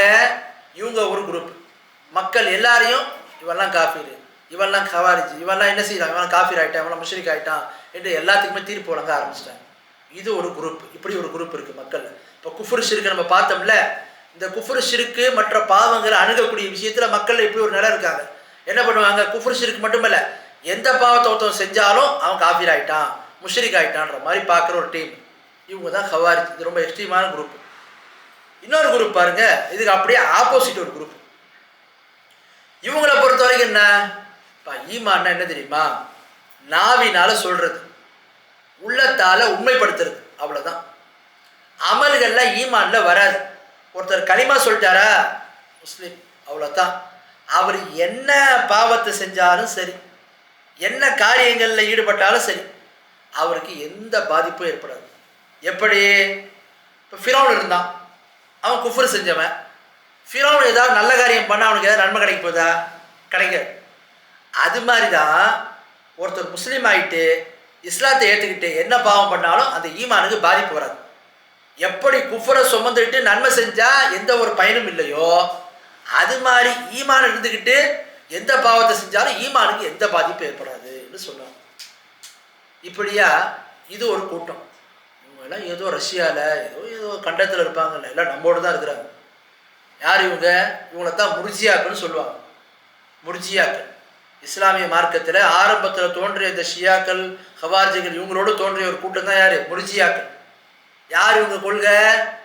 களிமா சொல்லிட்டியா நீ தொழுவாம போ, களிமா சொல்லிட்டியா நீ எப்படின்னா இருந்துக்க, நீ சொர்க்கவாசிப்பா, நீ முஸ்லீம்ப்பா, அவ்வளோதான். என்ன பாவம்? ஈமான் குறையும், இதெல்லாம் ஒன்றும் கிடையாது. அவங்கள்ட்ட பொறுத்த வரைக்கும் ஈமான் நாவலை சொல்லிட்டார்ல, உள்ளத்தில் உண்மைப்படுத்திட்டார்ல, முடிஞ்சு போச்சு, அவ்வளோதான். அமல்கள்லாம் ஈமானில் வராதுன்னு ஒரு கூட்டம். இப்படி ஒரு கூட்டம் வழிகட்டு போச்சு. இவங்க என்ன பண்ணிட்டாங்க? எந்த பாவத்தை செஞ்சாலும் என்ன வார்த்தையை சொன்னாலும் ஈமானுக்கு பாதிப்பு இல்லை, ஈமானுக்கு பாதிப்பு இல்லைன்னு சொல்லிட்டு இப்படியே ஒரு பக்கம் மக்களை வழிகெடுத்துட்டு போனாங்க. ஒரு கூட்டம் என்னன்னா எந்த பாவத்தை செஞ்சாலும் காஃபிர்னு தூக்கி போட்டாங்க. இன்னொரு குரூப் என்ன பண்ணிட்டாங்க? அதுக்கு ஆப்போசிட்டாக முர்ஜியாக்கள், என்ன பாவத்தினா செய், ஒன்று ஈமானுக்கு எந்த பாதிப்பும் வராது. அதனால தான் நம்ம ஊர் எல்லா ஊர்லேயும் பார்த்தீங்கன்னா பள்ளி நிர்வாகியாக இருப்பா, அவன் தொழுவே மாட்டான். பல பள்ளிகள், ஒரு சில பள்ளிகளை தொழுவாங்க, பெரும்பான்மையான பள்ளிகள் எப்படி இருக்கும்? பள்ளியில் தொழக்கூடிய அந்த நிர்வாகிகளுக்கும் முக்கியஸ்தர்களுக்கும் இஸ்லாத்துக்கும் சம்மந்தமே இருக்காது. ஆனால் என்ன, அவங்களாம் இஸ்லாத்துடைய பாதுகாவலர்கள். ஏன்? அப்படி தான் விளங்கிட்டாங்க மக்கள். முர்ஜியாவுடைய கொள்கை, நீ என்னன்னா பண்ணு, முஸ்லீமா அவ்வளோதான், முடிஞ்சு போச்சு. நீ ஷிர்கனா பண்ணு, குஃப்ரனா பண்ணு, இப்போ இந்த பாவத்தினா பண்ணு, ஒரு பிரச்சனையும் கிடையாது. இப்படி ஒரு கூட்டம் வழிகட்டு போச்சு. இது ரெண்டுத்துக்கு நடுவில் அஹ்லு சுன்னத் வல் ஜமாத். அஹ்லு சுன்னத் வல் ஜமாத்னா யாரு? இந்த பள்ளிகள்லாம் பீரோவில் பெருசாக எழுதி வச்சுருப்பாங்க சுன்னத் ஜமாத் அப்படின்னு சொல்லிட்டு. அவங்க இல்லை. உண்மையான அஹ்லு சுன்னத் ஜமாத்னா யாரு? சஹாபாக்கள், தாபீன்கள், அத்பாவு தாபீன்கள், இவங்க வழியில் வந்து குர்ஆன் சுன்னாவை காலங்காலமாக விளங்கிட்டு வர்றாங்க பாருங்க. சுய கருத்து, சொந்த கருத்து, இந்த கருத்துக்கெல்லாம் முக்கியத்துவம் தராமல் முன் சென்ற அந்த சஹாபாக்கள் எப்படி ரசூலாட்டு மார்க்கத்தை எடுத்தவங்க, எப்படி புரிஞ்சுக்கிட்டவங்க, அவங்கள்ட்ட தாபீன்கள் எப்படி விளங்குனாங்க, அவங்களுக்கு அப்புறம் வந்து அத்பாவு தாபீன் எப்படி விளங்குனாங்க, இமாம்கள் எப்படி விளங்குனாங்க, காலங்காலமாக அறிஞர் எப்படி விளங்கி அதை கொண்டு போகிறாங்க. இதுதான் அஹ்லு சுன்னத் வல் ஜமாத். இந்த அஹ்லு சுன்னத் வல் ஜமாத் என்று சொல்லக்கூடிய அஹ்லு சுன்னான்னா, சுன்னா என்று சொன்னால் ரசூலுல்லாஹ்வுடைய வழிமுறையை பின்பற்றக்கூடியவங்க. குர்ஆன் சுன்னா ரெண்டுமே அதில் அடங்கிடும். ஜமாஅன்னு சொன்னால் சஹாபாக்கள், அதுக்கப்புறம் வந்த தலைமுறை, அதுக்கு அடுத்த தலைமுறை, அந்த 3 தலைமுறையும் குறிக்கும். ஆக இப்படி அந்த கூட்டா ஒற்றுமையாக இருந்து பின்பற்றினாங்க பாருங்க. அந்த வழியில் குர்ஆன் சுன்னாவை பின்பற்றக்கூடியவங்க இவங்க தான் அஹ்லு சுன்னத் வல் ஜமாஅத். இவங்க எப்படி விளங்குனாங்க பாருங்க. எப்படி விளங்குனாங்க? ஒரு பக்கம் ஹவாரிஜிகள் மாதிரி எல்லாத்தையும் காஃபிர்னு சொல்ல, இன்னொரு பக்கம் முர்ஜியாக்கள் மாதிரி பொடுபோக்காகவும் இல்லை. ஒவ்வொரு விஷயத்தையும் கரெக்டாக எடுத்து வச்சாங்க. என்ன சொன்னாங்க? ஷிர்கில் 2 வகையான ஷிர்க் இருக்குது. அஷ்ஷிர்குல் அக்பர். அஷ்ஷிர்குல் அக்பர்னா என்ன? பெரிய ஷிர்க்கு. பெரிய ஷிர்க்குனா என்ன? பொறுத்தவரை அல்லாஹ்வுக்கு செய்ய வேண்டிய வணக்க வழிபாடுகளில் எதையாவது அல்லாஹ் அல்லாதவங்களுக்கு செய்கிறார். உதாரணத்துக்கு துவா கேட்குறது. துவா யார்கிட்ட கேட்கணும்? அல்லாஹ்ட்ட கேட்கணும். இப்போ அல்லாஹ் விட்டுவிட்டு ஒருத்தர் என்ன பண்ணுறாரு? அவுலியாக்களே, மகான்களே, நாதாக்களே, சோதாக்களே, எங்களுக்கு அதை கொடுங்க, இதை கொடுங்க, குழந்தை இல்லை, அந்த செல்வத்தை தாங்க, இந்த செல்வத்தான்னு சொல்லி கேட்டால் இப்போ இது என்ன? அல்லாஹ்ட்ட கேட்குறது. அப்போது அல்லாஹ்வுக்கு செய்ய வேண்டிய வணக்க வழிபாடை ஒருத்தர் போய் அல்லாஹ் அல்லாதவங்களை கொண்டு போகிறாருன்னா அது என்னவாகும்? பெரிய ஷிர்காகும். அடுத்து சொல்கிறாங்க ஷிர்கில் 2வது ஒரு ஷிர்க் இருக்கு. அது என்ன? அஷ்ஷிர்குல் அஸ்கர். அஷ்ஷிர்குல் அஸ்கர்னு சொன்னால் சின்ன ஷிர்க். சின்ன ஷிர்க்னா என்ன? உதாரணத்துக்கு ஒருத்தவர் சத்தியம் பண்ணுறார். என்ன சத்தியம் பண்ணுறாரு? அம்மா மீது சத்தியமா, எங்கள் வாப்பா மீது சத்தியமா, எங்கள் அம்மா மீது சத்தியமா, எங்கள் தாத்தா மீது சத்தியமான்னு சத்தியம் பண்ணுறாரு. இப்படி சத்தியம் பண்ணுறது என்ன? மன் ஹலஃப பிகைரில்லாஹி ஃபக்கத் அஷ்ரக. ரசூலுல்லாஹ் சொல்கிறாங்க, யார் ஒருவர் அல்லாஹ் அல்லாதவங்க மீது சத்தியம் செய்கிறாரோ அவர் இணை வைத்து விட்டார், அவர் கஃபர் அல்லது குஃப்ர் செஞ்சுட்டார். அப்போது சத்தியம் செய்கிற ஒரு இடத்துல யார் மீது சத்தியம் செய்கிறாரோ அவரை வந்து அவர் அல்லாஹ்வுக்குள்ள ஸ்தானத்தில் வைக்காம சத்தியம் பண்ணுறது செஞ்சுட்டார். அந்த ஸ்தானத்தெல்லாம் கொண்டு போல சத்தியம் பண்ணிட்டார். இது என்ன? சின்ன ஷிர்காகும். இதை விளங்குறதுக்கு இன்னொரு உதாரணம் கூட சொல்கிற மாதிரி. ஷிர்க் 2 வகையாக இருக்குது. ஒருத்தர் தாயத்தை கட்டியிருக்காரு, கயிறு. தாயத்தை கட்டிட்டு என்ன நம்புறாரு? இந்த கருப்பு கயிறுக்கு எப்படிப்பட்ட மகிமை இருக்கிறது என்று சொன்னால் எந்த ஒரு பலா வந்தாலும் சரி, எந்த ஒரு முசீபத்து வந்தாலும் சரி, இதை தடுத்து விடக்கூடிய ஆற்றல், நேரடியான ஆற்றல் இதுக்கு இருக்குது, இது அபாரமான சக்தி உள்ளது அப்படின்ற மாதிரி ஒருத்தர் முஸ்லீம்னு பேரை வச்சுக்கிட்டு தாயத்தை சுற்றிக்கிட்டு அல்லது வீட்டில் படிகளை வச்சுக்கிட்டு அல்லது கழுத்தில் ஒன்று தொங்க விட்டுக்கிட்டு நம்பிட்டு இருக்காங்கன்னா இது பெரிய ஷிர்க். ஒருத்தர் என்ன பண்ணுறாரு? தாயத்தை போட்டுக்கிட்டு, தாயத்துக்கெல்லாம் ஒன்றும் அபார சக்திலாம் கிடையாதுங்க, அது தாயத்து கயிறு தான்.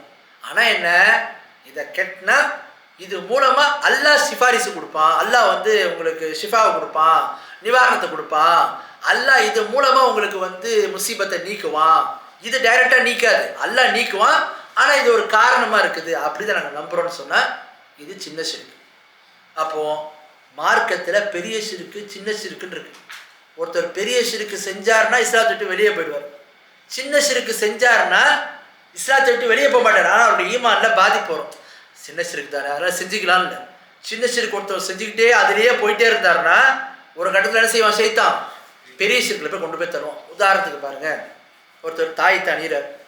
அணியும் போது நான் இதன் மீதெல்லாம் நம்பிக்கை இல்லை, அல்லாஹ் மேலே தான் நம்பிக்கை வைக்கிறேன், இது அல்லாஹ் காரணமாச்சு, இது மூலமாக கொடுக்குறான் அப்படின்னு ஒருத்தர் நம்புறார். ஒரு 4 நல்ல விஷயம் நடக்கும்போது என்ன பண்ணுவார்? அப்படி இருப்பார். 5வது நல்ல விஷயம் நடக்கும்போது என்ன ஆகிடும்? அவருடைய நம்பிக்கை மாறும். எப்படி மாறும்? பரவாயில்லப்பா, இதுக்கு ஏதோ ஒரு சக்தி இருக்குது அப்படின்ற மாதிரி இப்படியா ஷிர்க்கில் விழுந்துருவாங்க. அப்போ சின்ன ஷிர்க்கையும் தவிர்க்கணும், பெரிய ஷிர்க்கையும் தவிர்க்கணும். ஆனாலும் என்ன, 2 ஷிர்க்குக்கு மத்தியில் வித்தியாசம் இருக்குது. இப்போ ரசூலுல்லாஹ் சொன்னாங்க, முகஸ்துதி, ரியா சின்ன ஷிர்க்குன்னாங்க. உங்கள் மீது நான் அதிகமாக பயப்படுறது எதை குறித்து? சின்ன ஷிர்க்கு குறித்து. சின்ன ஷிர்க்கு என்ன கேட்குறான்? ரியான்னு ரசூலுல்லாஹ் சொன்னாங்க. ரியா என்ன? முகஸ்துதி. முகஸ்துதினா என்ன? இப்போ நம்ம தொழுதுட்டுருக்குறோம், பக்கத்தில் ஒருத்தர் பார்த்துட்டே இருக்காரு, நம்ம பார்க்குறாரு, இப்போ ரொம்ப நேரம் தொழுன்னு சொல்லிட்டு தொழு நீளமாக்குறாரு, இதில் என்ன? முகஸ்துதி. இப்போ செஞ்சாரோ அதாவது ஷிர்க்கு தான். அது இஸ்லாத்தை விட்டு வெளியே போயிடுவாரா? போயிட மாட்டார். ஹவாரிஜ் தான் அது மாதிரிலாம் சொன்னாங்க. இஸ்லாமிய மார்க்கத்தை பொறுத்தவரைக்கும் அப்படி இல்லை. அப்போது அவருடைய ஈமான்ல பாதிப்பு ஏற்படும். முர்ஜியாக்கள் என்ன சொல்லுவாங்க இந்த மாதிரி விஷயங்கள்ல? முர்ஜியாக்களுடைய நம்பிக்கை நம்ம என்ன பார்த்தோம்? ஈமான்னா நாவில் சொல்றது, உள்ளத்தில் உண்மைப்படுத்துது, அவ்வளோதான். என்ன தப்பு பண்ணாலும் ஈமானுக்கு எந்த பாதிப்பும் வராது, பாறாங்கல் மாதிரி அப்படியே இருக்கும் நம்புறாங்க. யாரு? முர்ஜியாக்கள். அப்போ அந்த முர்ஜியாக்களுக்கு இதில் மறுப்பு இருக்கு பாருங்க. அஹ்லு சுன்னா எப்படி சொல்றாங்க? பாவம் செய்வதை கொண்டு ஈமான் குறையும். அல் ஈமான் யஸீது பித்தா வ யன்குஸு பில் மஅசியா. நன்மை செய்யறதை கொண்டு ஈமான் அதிகரிக்கும், பாவம் செய்யறதை கொண்டு ஈமான் குறையும். குஃப்ரு ஷிர்க் போன்ற பாவத்தை, பெரிய ஷிர்க் பெரிய குஃப்ரு செஞ்சா போயிடும் ஈமானே. ஆனா பெரிய குஃப்ரு பெரிய ஷிர்க் அல்லாம மற்ற பெரும்பாவங்களை ஒருத்தர் செஞ்சுட்டாரு, ஒருத்தர் வட்டி வாங்கிட்டாரு, ஒருத்தர் வந்து மது அருந்திட்டாரு, அல்ல ஒருத்தர் வந்து புறம் பேசிட்டாரு, இப்போ என்ன, இந்த பாவத்தை செஞ்சா அவருடைய ஈமான்ல பாதிப்பு ஏற்படும். இப்போ இது யாருக்கு மறுப்பா சொல்றாங்க? முர்ஜியாக்களுக்கு மறுப்பா. முர்ஜியாக்கள் என்ன சொல்றாங்க? அதெல்லாம் எந்த பாதிப்பும் வராது அப்படின்னு அவங்க சொல்றாங்க. அவங்களுக்கு இதுல மறுப்பு. அடுத்து இந்த மாதிரி ஷிர்க் குஃப்ரை தவிர மற்ற பெரும்பாவங்கள் செய்கிறவங்க இஸ்லாத்தை விட்டு வெளியே போக மாட்டாங்கன்னு சொல்லி யாருக்கு மறுப்பு சொல்றாங்க? யாருக்கு? கவாரிஜிகளுக்கு. அஹ்லு சுன்னா எப்படி நம்புறாங்க பாருங்க. ஷிர்க்கு, பெரிய ஷிர்க்கு பெரிய குஃப்ர், இதை செஞ்சா தான் ஒருத்தர் என்ன ஆவார்? இஸ்லாத்தை விட்டு வெளியே போவார். அதெல்லாம மற்ற பெரும்பாவங்கள் செஞ்சா ஒருத்தர் என்ன ஆக மாட்டார்? இஸ்லாத்தை விட்டு வெளியே போக மாட்டார். அப்போ பெரிய ஷிர்க்கு செஞ்சா, மற்ற பெரிய குஃப்ர் செஞ்சா இஸ்லாத்தை விட்டு வெளியே போவார். மற்ற பாவங்களை செய்யும் போது அவருடைய ஈமானுக்கு பாதிப்பு ஏற்படும், ஈமான் பலவீனம் அடைன்னு சொல்றாங்களா? இதை கொண்டு யாருக்கு மறுப்பு சொல்றாங்க? அவங்க யாருக்கு மறுப்பு சொல்றாங்க? யாருக்கு? முர்ஜியாக்களுக்கு. முர்ஜியாக்கள் சொல்றாங்க ஈமான்ல எந்த பாதிப்பும் வராதுன்னாங்க. அவங்களுக்கு இதுல மறுப்பு சொல்றாங்க, இல்லைங்க மறுப்பு பாதிப்பு வரும் அப்படின்னு. விளங்குதா? அடுத்து பாருங்க, கவாரிஜிகள் அவங்க என்ன சொல்றாங்க? எந்த பாவத்தை செஞ்சாலும், பெரும்பாவம் செஞ்சா அவன் இஸ்லாத்தை விட்டு வெளியே போயிடுவான். அவனுக்கு எப்படி மறுப்பு கொடுக்குறாங்க? எல்லா பாவத்தை விட்டு இஸ்லாத்தை விட்டு வெளியே போக மாட்டான். பெரிய ஷிர்க்கு பெரிய குஃப்ர் செஞ்சா மட்டும்தான் இஸ்லாத்தை விட்டு வெளியே போவோம். சின்ன ஷிர்க்கு சின்ன குஃப்ர் செஞ்சா ஒருத்தன் என்ன ஆக மாட்டான்? இஸ்லாத்தை விட்டு வெளியே போக மாட்டான். அது என்னங்க சின்ன குஃப்ரு பெரிய குஃப்ரு? அது நம்ம தெரிஞ்ச ஷிர்க்கை பார்த்த மாதிரி. இதுக்கு ஒரு உதாரணம் சொல்றேன் பாருங்க. பெரிய குஃப்ர்னா என்ன? ஒருத்தன் மறுமையை மறுக்கிறான், இது பெரிய குஃப்ரு. ஒருத்தவன் 5 வேளை கடமை தொழுகையை மறுக்கிறான், இது பெரிய குஃப்ரு. ஜக்காத்தை மறுக்கிறான், இது பெரிய குஃப்ரு. விளங்குதா? இதை செஞ்சா ஒருத்தன் இஸ்லாத்தை விட்டு வெளியே போயிடுவோம். சின்ன குஃப்ரு. சின்ன குஃப்ருனா என்ன? உதாரணத்துக்கு பாருங்க, ரசூலுல்லாஹ் சொல்றாங்க, சிபாபுல் முஸ்லிம் ஃபுசூகுன் வ கிதாலுஹு குஃப்ரு. முஸ்லிமை ஏசுறது பாவம், முஸ்லிமை கொல்றது குஃப்ருன்னாங்க ரசூலுல்லாஹ். முஸ்லிமை கொல்றது குஃப்ரு. அப்போ முஸ்லிமை கொல்றது குஃப்ருனா என்ன குஃப்ரு? அப்துல்லா பின் அப்பாஸ் சொல்றாங்க பாருங்க, இந்த மாதிரி விஷயங்களுக்கெல்லாம் சொல்றாங்க குஃப்ர் என்று சொன்னால் அது குஃப்ரு தூர குஃப்ர், அதாவது குஃப்ர் பெரிய குஃப்ர் அல்லாத ஒரு குஃப்ர். அப்படின்னா என்ன அர்த்தம்? அல்லாஹ்வுடைய கட்டளை மீறுறது, அல்லாஹ்வுக்கு நன்றி கெட்டத்தனமாக நடக்கிறது, அல்லாஹ்வுக்கு நன்றி செலுத்தாமல் இருக்கிறது, அல்லாஹ்வுடைய அருட்கொடைகளை வந்து ஒருத்தன் உதாசீனப்படுத்துறது, அல்லாஹ்வுடைய கட்டளையை மீறி நடந்துக்கிறது, இதுதான் அதுக்கு அர்த்தம். இஸ்லாத்தை விட்டு வெளியே போயிட்டான்னு அர்த்தம் கிடையாதுன்றாங்க. அப்போ குஃப்ரில் 2 வகையான குஃப்ர் இருக்குது, இதெல்லாம் நமக்கு தெரியணும். அப்போது இஸ்லாத்தை விட்டு வெளியேற்றக்கூடிய காரியங்கள்லாம் என்ன, என்னென்ன காரியங்கள்னால ஒருத்தர் இஸ்லாத்தை விட்டு வெளியே போயிடுவார், இதில் மக்கள் எப்படிலாம் நடந்துக்கிட்டாங்க, சில பேர் எப்படி எக்ஸ்ட்ரீமாக போனாங்க, இன்னும் சில பேர் எப்படி மெத்தனமாக இருந்தாங்க, இது அஹ்லு சுன்னாவுடைய நடுநிலையான கொள்கை என்ன, இதெல்லாம் நமக்கு தெரிஞ்சாதான் இந்த மாதிரி குழப்பமான காலகட்டத்தில் வாழும்போது நாம் தடுமாறாமல் நம்ம ஈமான் என்ன செய்ய முடியும்? சரியாக இருக்க முடியும். அப்படி இல்லைன்னா நாம் தடுமாற ஆரம்பிச்சிடுவோம். ஆகவே நாம் இந்த முன்னுரையில் சில முக்கியமான அம்சங்களை பார்த்துக்கிட்டோம். என்னென்ன பார்த்தோம்? முதல்ல நவாக்கிதுல் இஸ்லாம், நவாக்கிதுனா என்ன, இஸ்லாம்னா என்ன அப்படின்றத தெரிஞ்சுக்கிட்டோம். இஸ்லாம்னா என்ன? யாராவது சொல்லுங்க பார்க்கலாம். இஸ்லாம்னா என்ன? இஸ்லாம்னா என்ன? 3 விஷயங்கள் சொன்னோம். ஒன்று, தௌஹீதை கொண்டு அல்லாஹ்வுக்கு கட்டுப்படுவது, பணிவது. 2வது, கீழ்ப்படிதலை கொண்டு அல்லாஹ்வுக்கு கட்டுப்படுறது. 3வது, ஷிர்க்கை விட்டும் அதனை செய்பவர்களை விட்டும் விளைவிக்கிறது, தூரமாகுது. இதுதான் என்ன இஸ்லாம்ன்றதை பார்த்தோம். சரி, அதுக்கு அடுத்து முக்கியமான டாபிக் பார்த்தோம். என்ன? 4 வழிகளை கொண்டு ஒருத்தர் இஸ்லாத்தை விட்டு வெளியே போயிடுவார். 4 அடிப்படைகள். உசூல் ரித்தா, முர்த்தத் ஆகிறதுக்கு, இஸ்லாத்தை விட்டு வெளியே போகிறதுக்கு 4 அடிப்படை இருக்குன்னு சொன்னேன். என்னென்ன? 1, குஃப்ரான ஷிர்கான வார்த்தைகளை சொல்றதை கொண்டு வந்து இஸ்லாத்தை விட்டு வெளியே போயிடுவார்னு பார்த்தோம். ஒன்று. ரெண்டாவது குஃப்ரான நம்பிக்கையை கொண்டு வந்து இஸ்லாத்தை விட்டு வெளியே போவார்னு பார்த்தோம். மூணாவது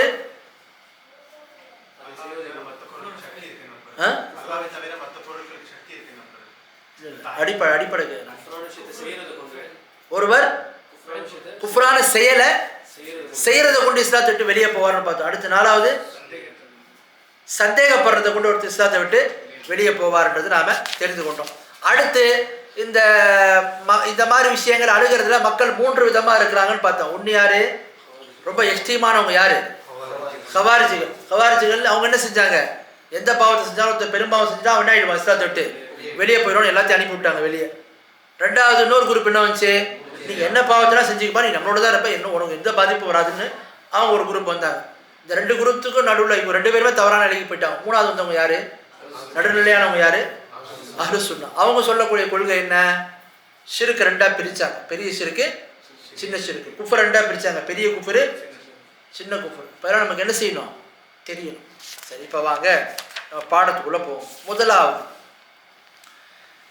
قال شيخ الاسلام محمد بن عبد الوهاب رحمه الله. இமாம் முஹம்மது பின் அப்துல் வஹாப் ரஹிமஹுல்லாஹ் சொல்றாங்க, இலம் அன்ன நவாகித் அல்-இஸ்லாமி 10 நவாகித். நன்றாக அறிந்து கொள்ளுங்கள், இஸ்லாத்தை தகர்க்கக்கூடிய காரியங்கள் 10 காரியங்கள் உள்ளது. அல் அவ்வலு, முதலாவது காரியம், அஷ்ஷிர்கு ஃபீ இபாதத்தில்லாஹ், அல்லாஹ்வை வணங்குவதில் இணை கற்பிப்பது.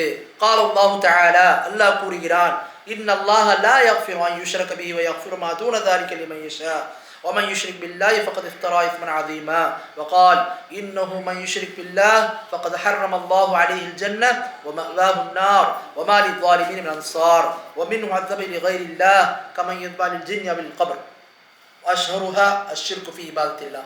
சொல்றாங்க பாருங்க, முதலாவது இஸ்லாத்தை தகர்க்கக்கூடிய காரியங்கள்ல முதலாவது காரியம், இஸ்லாத்தை தகர்க்கக்கூடிய காரியங்கள் 10 காரியங்கள் இருக்குது. அதுல முதலாவது காரியம் என்ன? அல்லாஹ்வை வணங்குவதில் இணை கற்பிப்பது.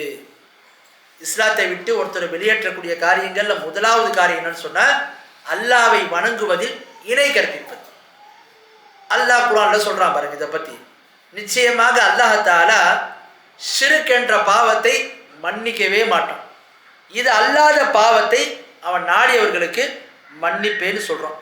எவர் ஒரு அல்லாஹ்வுக்கு இணை வைத்து விட்டாரோ அவர் மிக பாரதூரமான ஒரு அவதூறு என்ன செஞ்சார்? அல்லாஹ் மீது பொய்ப்பித்து விட்டார், அவர் அல்லாஹ் மீது இட்டு கட்டி விட்டார் என்று அல்லாஹ் தஆலா சொல்றான். இன்னொரு வசனத்தை சொல்றான் பாருங்க அல்லாஹ் தஆலா, நிச்சயமா அல்லாஹ் ஷிர்க் என்ற பாவத்தை யார் செய்கிறாங்களோ அவங்க மீது அல்லாஹ் தஆலா சொர்க்கத்தை ஹராமாக்கி விடுகின்றான், அவங்களுடைய தங்குமிடம் நரகமாகும். மேலும் பாவிகளுக்கு உதவி செய்யக்கூடியவங்க யாருமே இல்லை, முஷ்ரிக்குகளுக்கு உதவி செய்யக்கூடியவங்க யாருமே இல்லை என்கின்ற 2 வசனத்தையும் கொண்டு வர்றாங்க. அப்போ முதல் விஷயம் என்ன? ஒருவர் இஸ்லாத்தை விட்டு வெளியே போறாருன்னு சொன்னா எதனால போவாரு? முதல் காரியம் என்ன? அல்லாஹ்வுக்கு இணை கற்பிப்பதினால்.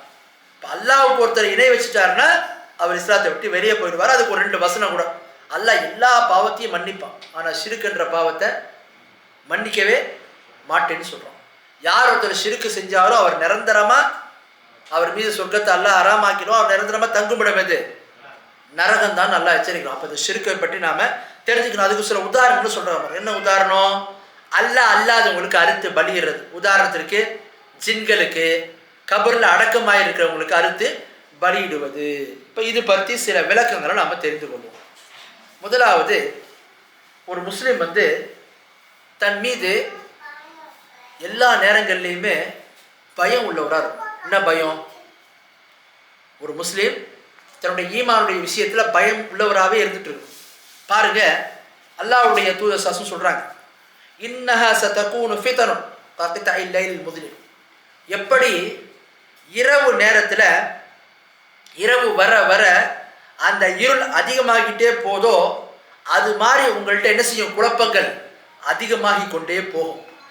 எந்த அளவுக்கு குழப்பங்கள் அதிகமாகிட்டே போகும்னு சொன்னா ரசூலுல்லாஹ் சொல்றாங்க, ஒரு மனிதன் காலை நேரத்தில் முக்மீனாக இருப்பான், வயும்சி காஃபிர், மாலை வர்றதுக்குள்ள காஃபிரா போயிடும். ரசூலுல்லாஹ் சொல்றாங்க, இரவு எப்படி படர்ந்து வருது அது மாதிரி குழப்பங்கள் அதிகமாகிட்டே போகும். இப்போ நீங்கள் வந்து நைட்டு ஒரு 7 மணிக்கு மகரிப் வக்து வருது, ஒரு 6:45 மணிக்கு சூரியன் மறையுது. நம்ம ஒரு 7 மணிக்கு பார்த்தோம்னா கொஞ்சம் லைட்டாக வெளிச்சம் தெரியும். ஒரு 7:30 மணிக்கு பார்த்தா லைட்டாக வெளிச்சம் இன்னும் கொஞ்சம் மங்கிடும். 8 மணிக்கு பார்த்தா இன்னும் மங்கும். 8:30 மணி, 9 மணி, 10 மணி போக என்ன நேரம் அப்படியே இருள் அதிகமாகிட்டே போகும். அதுதான் ரசூலா சொல்கிறாங்க, குழப்பங்கள் அதிகமாகிட்டே உங்கள்கிட்ட வரும் ஒரு காலம். எந்த அளவுக்குன்னு சொன்னால், ஒரு மனிதன் காலை நேரத்தில் முக்மீனாக இருப்பான், மாலை வர்றதுக்குள்ள காஃபிரா போயிடுவான். அதே மாதிரி ஒரு மனிதன் வயம்சி முக்மீனன் மாலை நேரத்தில் முக்மீனாக இருந்துருப்பான், காலை வர்றதுக்குள்ள காஃபிரா போயிடுவான். ரசூலா சொல்கிறாங்க பாருங்க, துனியா, ஒரு மனுஷன் இந்த உலகத்தில் உள்ள அற்ப விஷயத்துக்காக வேண்டி தன்னுடைய மார்க்கத்தையே விற்க துணிச்சிடுவான். உலகத்தில் உள்ள அற்ப விஷயத்துக்காக வேண்டி மார்க்கத்தையே விற்க துணிச்சிடுவான். அப்போ ஒரு மனுஷன் காலையில் முக்மீனா இருப்பான், மாலை வருவதற்குள் காஃபிராயிடும். ரசூலா சொல்றாங்க, மாலை நேரத்தில் முக்மீனா இருப்பான், காலை வருவதற்குள் காஃபிரா போயிடும். நீங்கள் அப்படி தான் இருக்குது நம்முடைய நிலைமை. எந்த அளவுக்கு குழப்பங்களும், எந்த அளவுக்கு ஃபித்னாக்களும், எந்த அளவுக்கு குஃப்ரு ஷிர்க்கு நம்மள்கிட்ட மலிந்து கிடக்குது. ஒருவன் காலையில் ஒருத்தன் முக்மீனா இருந்தால் மாலை வரை என்ன ஆயிடுறான், மாறிடுவான்.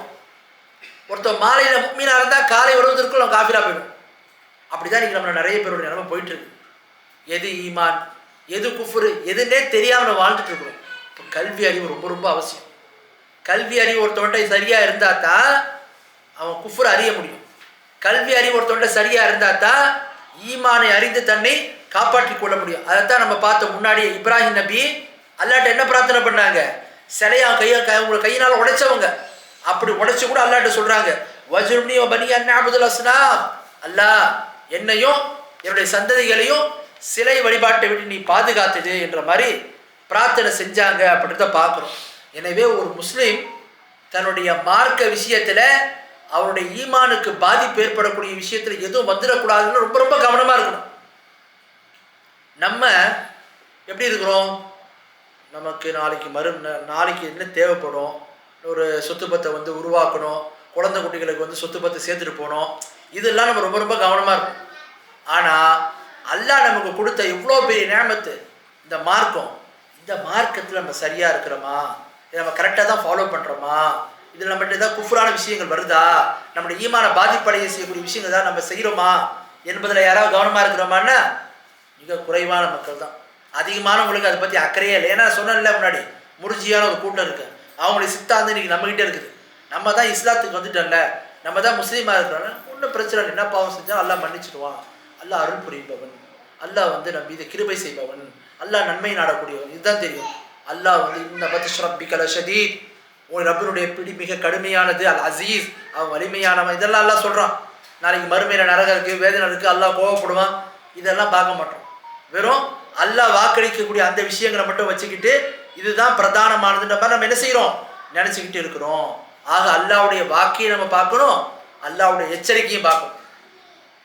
கவாரிஜிகள் அல்லாஹ்வுடைய எச்சரிக்கையை மட்டும் பார்த்தாங்க, வழிகட்டு போயிட்டாங்க. முர்ஜியாக்கள் அல்லாஹ்வுடைய வாக்கை மட்டும் பார்த்துட்டு எச்சரிக்கை விட்டுவிட்டாங்க, அதனால் அவங்களும் ஒரு பக்கம் வழிகட்டு போயிட்டாங்க. சரியானது என்ன, அல்லாஹ்வுடைய வாக்கையும் பார்க்கணும், அல்லாஹ்வுடைய எச்சரிக்கையும் பார்க்கணும், அதில் கவனமாக நம்ம இருக்கணும். இப்போ பாருங்கள், ஹுதைஃபா இப்னு யமான் ஒரு சஹாபி, அந்த சஹாபி சொல்கிறாங்க, கான நாசு யஸ்அலூன ரசூலுல்லாஹி ஸல்லல்லாஹு அலைஹி வஸல்லம் அனில் கைர், மக்கள்லாம் அல்லாஹ்வுடைய தூதரிடத்தில் நன்மையை பற்றி கேட்பாங்க. வகுந்து அஸ்அலுஹு அனிஷ் ஷர், நான் அல்லாஹ்வுடைய தூதர்கிட்ட தீமையை பற்றி கேட்பேன்.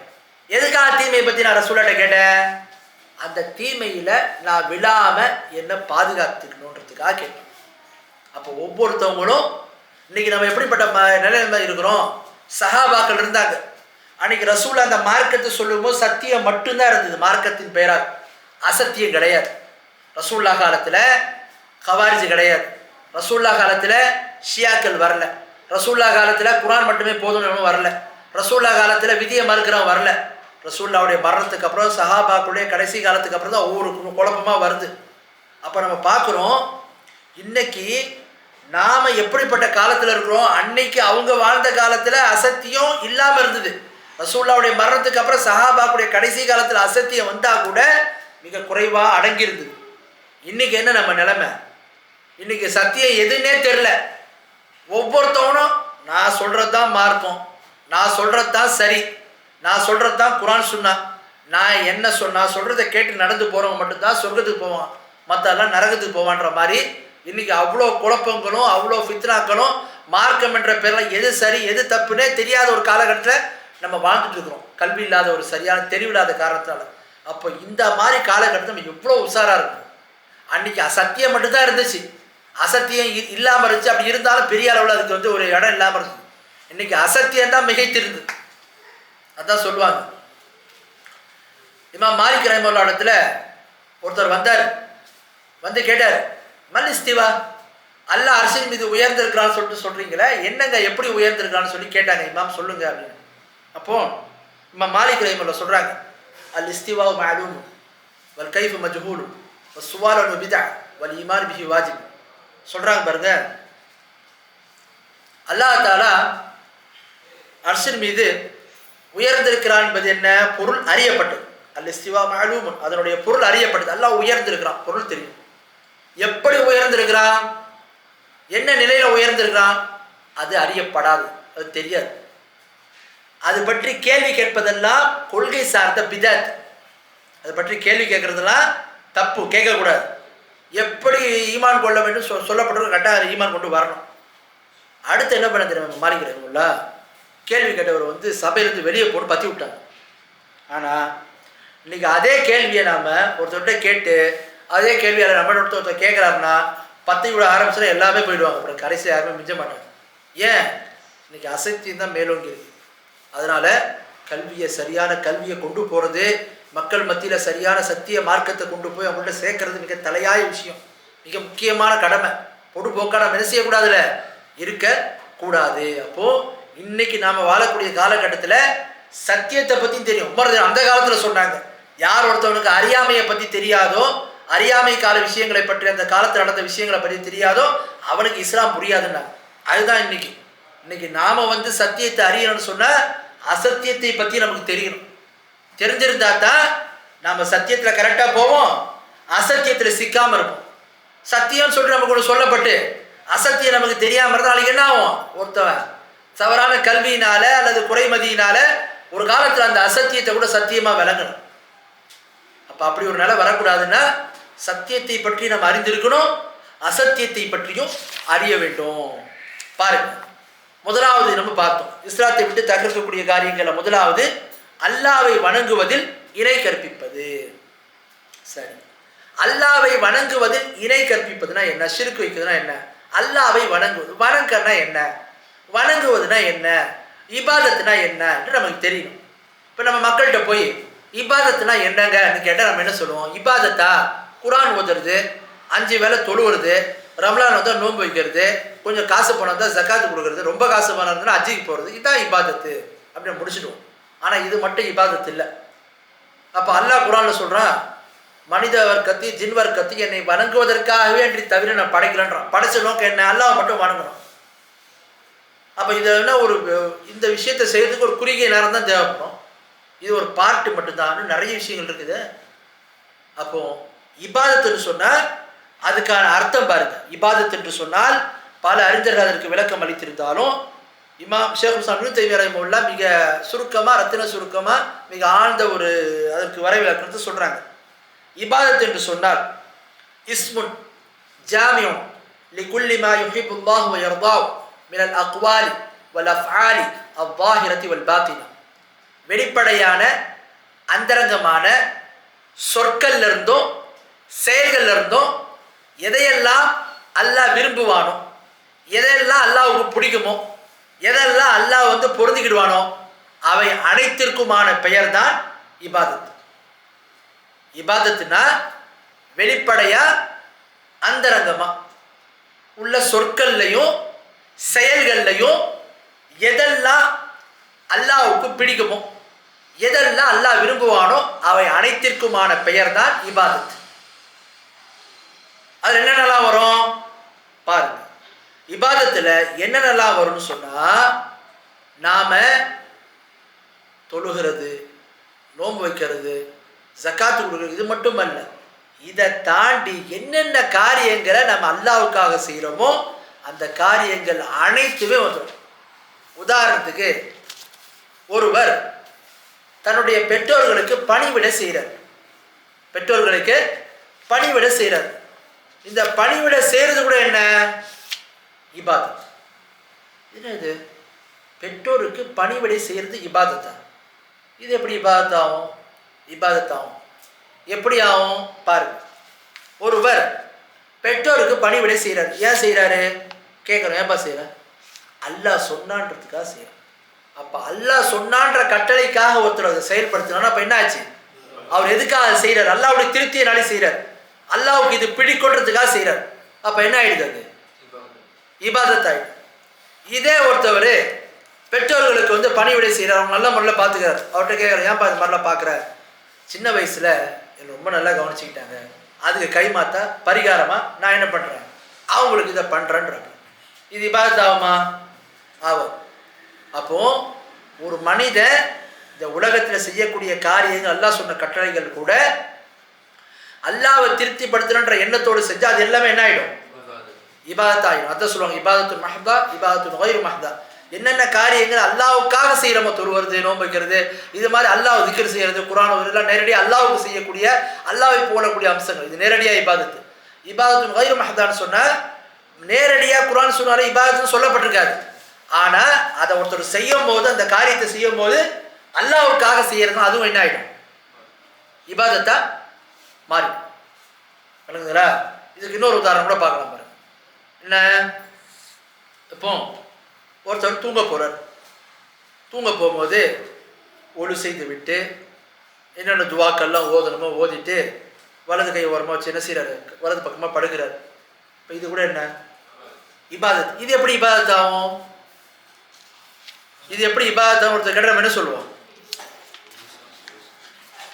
இது இபாதத் ஆகும். ஏன் அது செய்கிறாரு? யாராவது சொல்ல முடியுமா? ஏன் அப்படி செஞ்சா அப்படின்னு? அல்லாஹ்வுடைய தூதருடைய சுன்னா இப்படித்தான் மார்க்கத்தில் ரசூலுல்லாஹ் காட்டி தந்திருக்கிறாங்க. அப்போ ரசூலுல்லாஹ்வுடைய சுன்னாவில் செயல்படுத்தும் விதமாக ஒருத்தர் நன்மை நாடி செய்யும் போது என்ன ஆகிடாது? அதுவும் இபாதத்தா ஆயிடும். சாப்பிட்றோம், சாப்பிட்றது கூட இபாதத்தாகும். எப்படி சொல்லுங்க பார்க்கலாம்? எப்படி இபாதத்தாகும்? ஒருத்தர் சாப்பிடும் போது இடது கையில் சாப்பிடக்கூடாது, ரசூலுல்லாஹ் தடுத்துருக்குறாங்க, வலது கையில் தான் சாப்பிடணும். சாப்பிடும் போது பிஸ்மி சொல்லி தான் சாப்பிடணும். சாப்பிடும்போது நமக்கு சாப்பாட்டு நெருக்கமாக இருக்கோ அதை சாப்பிடணும். இப்படி ஒவ்வொரு விஷயத்தையும் ரசூலுல்லாஹ் நமக்கு காட்டி தந்த வழிமுறையில் ஆதாபுகளை பேர் நம்ம செயல்படுத்தும் போது நம்ம நோக்கம் என்னவா இருக்கணும்? எதுக்காக செய்யணும்? இதை அல்லாஹ்வுடைய திருப்திக்காக செய்யணும். இதை செஞ்சால் அல்லாஹ்வுக்கு பிடிக்கின்றதுக்காக செய்யணும். அப்போ என்ன ஆயிடுது? அது எல்லாமே இபாதத். அதான் சொல்லுவாங்க, அறிவாளிகளுடைய பழக்க வழக்கங்கள் கூட இபாதத்தா மாறிடும். அறிவாளிகளுடைய பழக்க வழக்கங்கள் கூட இபாதத்தா மாறிடும். ஆனால் அறிவற்றவர்கள், முட்டாள்களுடைய இபாதத்து கூட என்ன ஆகிடும்? பழக்க வழக்கம் ஆகிடும். அப்படின்னா என்ன? ஒரு தொழு வருவார், ஒருத்தர் தொழு வந்து அல்லாஹ் அக்பர் அல்லாஹ் அக்பர் கை கட்டுவார், அல்லாஹ் அக்பர்னு சொல்லி கட்டிட்டு அவர் அங்கே எங்கேயோ போவார். என்ன ஓதணும், என்ன செய்யணும், என்ன படிக்கணும், என்ன ருக்கு எப்படி செய்யணும், என்ன துவா ஓதணும், எதுவுமே தெரியாது. வருவார், குனிவார், நிமிடுவார், தொழுவை முடிச்சு சலாம் கொடுத்துட்டு போயிடுவார். இப்படி ஒருத்தர் தொழுதாருன்னா நன்மை கிடைக்குமா? அது இபாதத் ஆகுமா? ஏதோ பழக்க வழக்கத்தில் வந்த மாதிரி போயிடுவார். ஆனால் பாருங்க, ஒருத்தர் சாப்பிட்றாரு, தூங்குறாரு, ஆனால் அது செய்யும் போது அல்லாஹ்வுடைய திருப்தியை நாடி ரசூலுல்லாஹ் காட்டி இந்த வழிமுறையில் செய்ய போகிறன்ற மாதிரி செய்யப்போனால் அது என்ன ஆகிடுது? எல்லாமே இபாதத்தா ஆயிடும். அப்போ இபாதத் என்று சொன்னால் அதுக்கு இப்படிப்பட்ட அர்த்தம் இருக்குது. அதுதான் சொல்கிறாங்க பாருங்க, முஆத் இப்னு ஜபல் என்ற சஹாபி, சஹீஹ் புகாரில கூட அஸர் வருது, அஹ்தஸிபு அலல்லாஹி நௌமதி கமா அஹ்தஸிபு அலல்லாஹி கௌமதி.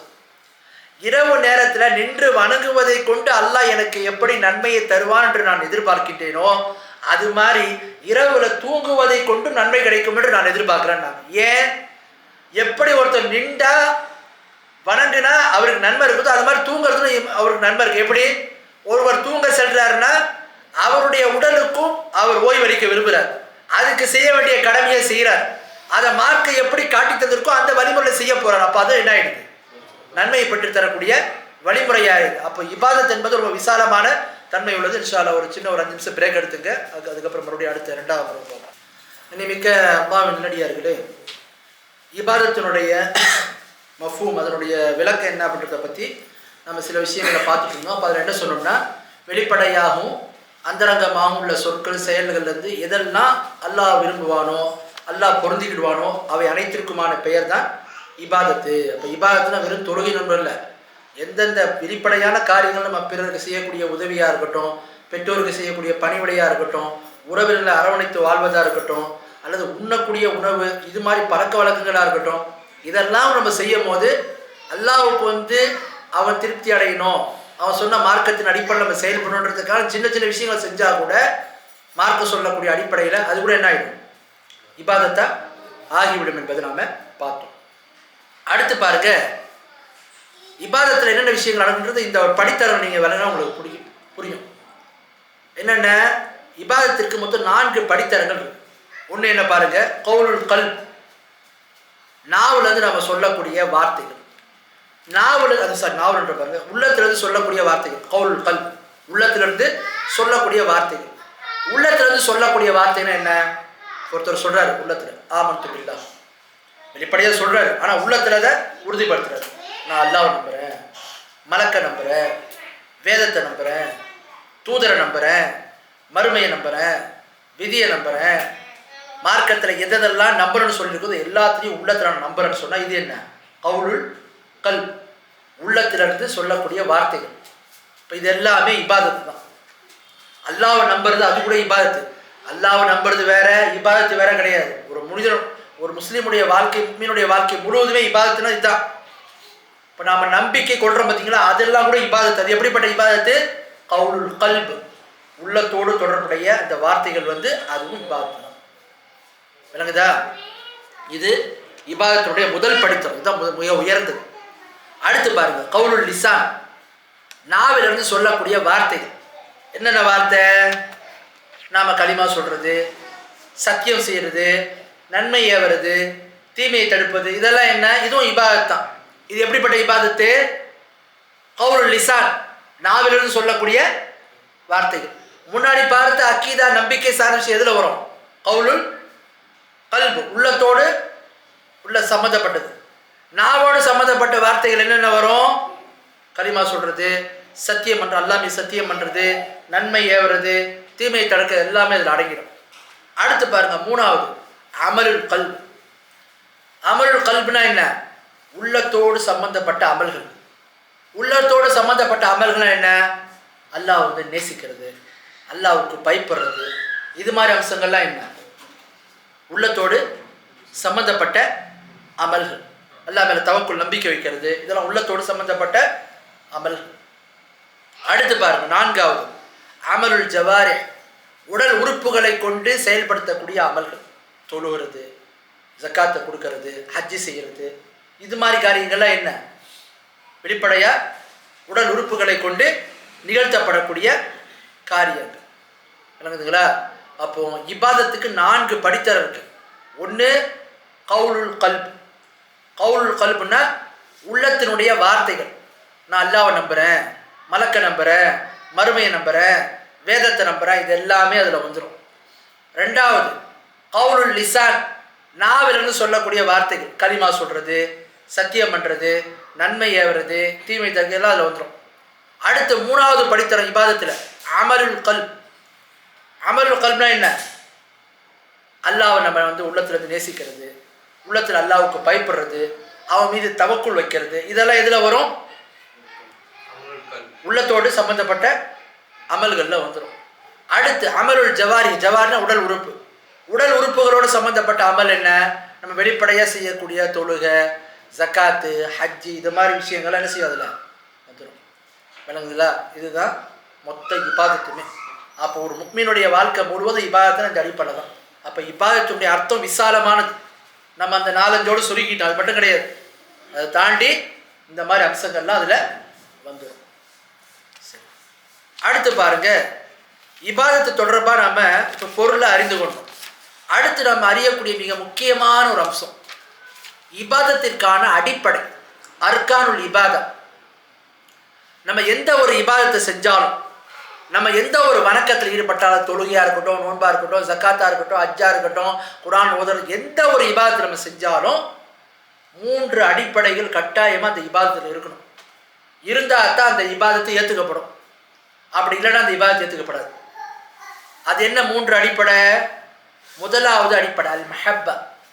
அல் மஹப்பான்னா, யார் ஒருவர் அல்லாவை வணங்குகிறாரோ அவர் அல்லாஹ் மீது நேசம் வைக்கணும், அல்லாஹ் மீது அன்பு வைக்கணும். அல்லாஹ் வணங்கும் போது அல்லாஹ் மீது நேசம் வைத்தவரா இருந்து அல்லாஹ் வணங்கணும். ஒருத்தர் சொல்றாரு, நான் அல்லாஹ் வணங்குறேன், ஆனால் அல்லாஹ் எனக்கு பிடிக்காதுன்னா இவன் அல்லாஹ் வணங்கியவனா ஆக முடியாது. அப்ப எந்த அல்லாஹ் வணங்குறானோ அந்த அல்லாஹ் அவன் நேசிக்கக்கூடியவனா இருக்கும். அல்லாஹ் குர்ஆன்ல சொல்றான் பாருங்க, பல இடங்கள் அல்லாஹ் தாலா மக்களுக்கு கட்டளைகள்லாம் சொல்லும் போது நடுநிலை, அதாவது எக்ஸ்ட்ரீமாக போகக்கூடாது, வரம்பு மீறக்கூடாது, இது மாதிரி தான் அல்லாஹ் சொல்கிறான். ஆனால் அவனை நேசிக்கிற விஷயத்தில் மட்டும் அல்லாஹ் என்ன சொல்கிறான்னா, வல்லதீன ஆமனு அஷத்து ஹுப்பன் இல்லா, ஈமான் கொண்ட மக்கள் அல்லாவை நேசிப்பது ரொம்ப கடினமாக இருப்பாங்க அல்லாஹ் சொல்கிறான். அளவு கடந்து நேசிப்பாங்க. ஒரு முஃமின் நேசிக்கணும் அல்லாஹ். அப்போ நம்ம எந்த ஒரு இபாதத்தை செஞ்சாலும் அந்த இபாதத்தை நம்ம யாருக்காக செய்கிறோமோ அந்த அல்லாவை நம்ம உள்ளத்தில் நேசிக்கணும். அந்த நேசம் இருந்தால் தான் அந்த இபாதத்தை என்ன செய்யப்படும், ஏற்றுக்கொள்ளப்படும். விளங்குங்களா? இது முதலாவது இபாதத்திற்கான அடிப்படை. அடுத்து பாருங்க, 2வது மற்றும் 3வது அடிப்படை. அந்த எந்த ஒரு இபாதத்தில் நம்ம ஈடுபட்டாலும் நம்ம இருக்கக்கூடிய 2வது 3வது அடிப்படை என்ன சொன்னால், அல்லாஹ் மீது நாம ஆதரவு வைக்கணும். அல்லாஹ் மீது ஆதரவு வைக்கணும்னா என்ன? நல்லெண்ணம் வைக்கணும். நல்லெண்ணம் வைப்பதுனா என்ன? உதாரணத்துக்கு தொழுகிறோம். தொழுவும் போது நமக்கு என்ன எண்ணம் நம்ம வரணும்? அல்லாஹ், நான் இந்த தொழுகையை நீ சொன்னதுக்காக நான் தொழுகிறேன், உன் கட்டளை நிறைவேற்றி தொழுகிறேன். இந்த தொழுகை என்ற அமலை நீ எனக்கு ஏற்றுக்கொண்டு நன்மை அளிப்பாய், என்னை நீ பொருந்தி கொள்வாய் என்று நான் ஆதரவு வைக்கிறேன், நான் என்றேன் அப்படின்ற மாதிரி ஒருத்தர் எண்ணம். அல்லாஹ், நான் தொழுகிறேன், நீ நன்மையை கொடுத்தால் கொடு, நீ கொடுக்க கட்டி போ அப்படின்னு அவன் தொழுது அவன் தொழுவானா? அது தொழு ஏற்றுக்கப்படுமா? ஏற்றுக்கப்படாது. அப்போ தொழுவும் போது எப்போ அந்த தொழுகையில் ஈடுபாடு அவன் காட்ட முடியும்? நன்மையை நாடி செஞ்சால் தான். இல்லைன்னா சடங்கு சம்பிரதாயம் மாதிரி குனிஞ்சு நிமிச்சு தான் போவோம். எப்போ ஒருத்தவங்ககிட்ட நன்மையை எதிர்பார்த்து, இப்போ சில பேர் ஒழு செய்யாமல் கூட அப்படி இப்போ ஒழு செஞ்சுட்டு போவோம். எப்படி ஒழு செய்யணும், எது இப்போ உதாரணத்துக்கு ஒழு செய்யும்போது நிறைய பேரை பார்ப்போம், கையை என்ன பண்ணுவாங்கன்னா இங்கேருந்து கழுவாங்க. ஏன் அப்படின்னு கேட்கும்போது, அது ஆரம்பத்திலே மணிக்கட்டு வரை கழுவிட்டல, அதுக்கப்புறம் இங்கேருந்து கழுவி வேண்டியது தான். இது ஒழுவே கிடையாது. முதல்ல ஒழு செய்யும் போது நீங்கள் ஆரம்பத்தில் மணிக்கட்டு வரைக்கும் கழுவுறீங்கல்ல, அது ஒழுவனுடைய சுண்ணத்து மட்டும்தான். ஒழுவனுடைய கடமை நீங்கள் பார்த்தீங்கன்னா முகத்தை முழுவதுமாக கழுவுறது, கைகளை இந்த விரல் நுனியிலிருந்து முட்டுக்கை வரைக்கும் கழுவுறது, மசக செய்கிறது, கால்களை கழுவுறது, இது எல்லாத்தையும் தர்த்தீபாக செய்கிறது. அடுத்து ஆறாவது இதில் மொவாலாத், அதாவது கேப் இல்லாமல் விடாமல். உதாரணத்துக்கு மூஞ்ச கழுவிட்டோம், அப்படியே ஊர் கதை உலக கதையெல்லாம் பேசிட்டு கையை கழுவுறதுக்குள்ளே மூஞ்சி காஞ்சி போச்சுன்னு சொன்னால் அந்த ஒழு ஏற்றுக்கப்படாது. அப்போ நீங்கள் ஒழு செய்யும் போது மொவாலாத் தொடர்ந்து செய்யணும், கேப் விடாமல், இடைவெளி விடாமல் செய்யணும். இப்போ இதெல்லாம் ஒழுவனுடைய முக்கியமான சில சட்டத்திட்டங்கள். விளங்குதுங்களா? அப்போ ஒருத்தர் ஒழு செய்யும் போது நிறைய பேர் என்ன பண்ணுறாங்க, செய்கிற தவறு, அவங்க கைகளை கழுவும், முகத்தை கழுவிட்டு அடுத்து கையை கழுவுறாங்க பாருங்க. மணிக்கட்டை கழுவ மாட்டாங்க பல பேர். என்ன விளங்கிட்டாங்க, மணிக்கட்டை தான் முன்னாடியே கழுவிட்டோமேன்னு. மணிக்கட்டை கழுவுனா உங்களுக்கு ஒழுவே இல்லை, மணிக்கட்டையும் சேர்த்து கழுவணும், கை முழுவதையும் கழுவணும். அப்படி கழுவுனா தான் ஒழுவு ஏற்றுக்கப்படும். இதெல்லாம் நம்ம நிறைய பேர் மக்களுக்கு தெரியறது கிடையாது. அப்போ இதில் பாருங்க, இப்போ அல்லாஹ் வணங்கும் போது ஒருத்தர் என்ன செய்யணும், அல்லாஹ் மீது முழுமையான ஆதரவு வைக்கணும். அல்லாஹ் எனக்கு நன்மை கொடுப்பான்னு எதிர்பார்ப்போடு வந்தால் தான் அவன் ஒழுங்காக செய்ய முடியும், தொழுகையை ஒழுங்காக தொழுவ முடியும், அதில் பேருதலாக இருக்க முடியும்.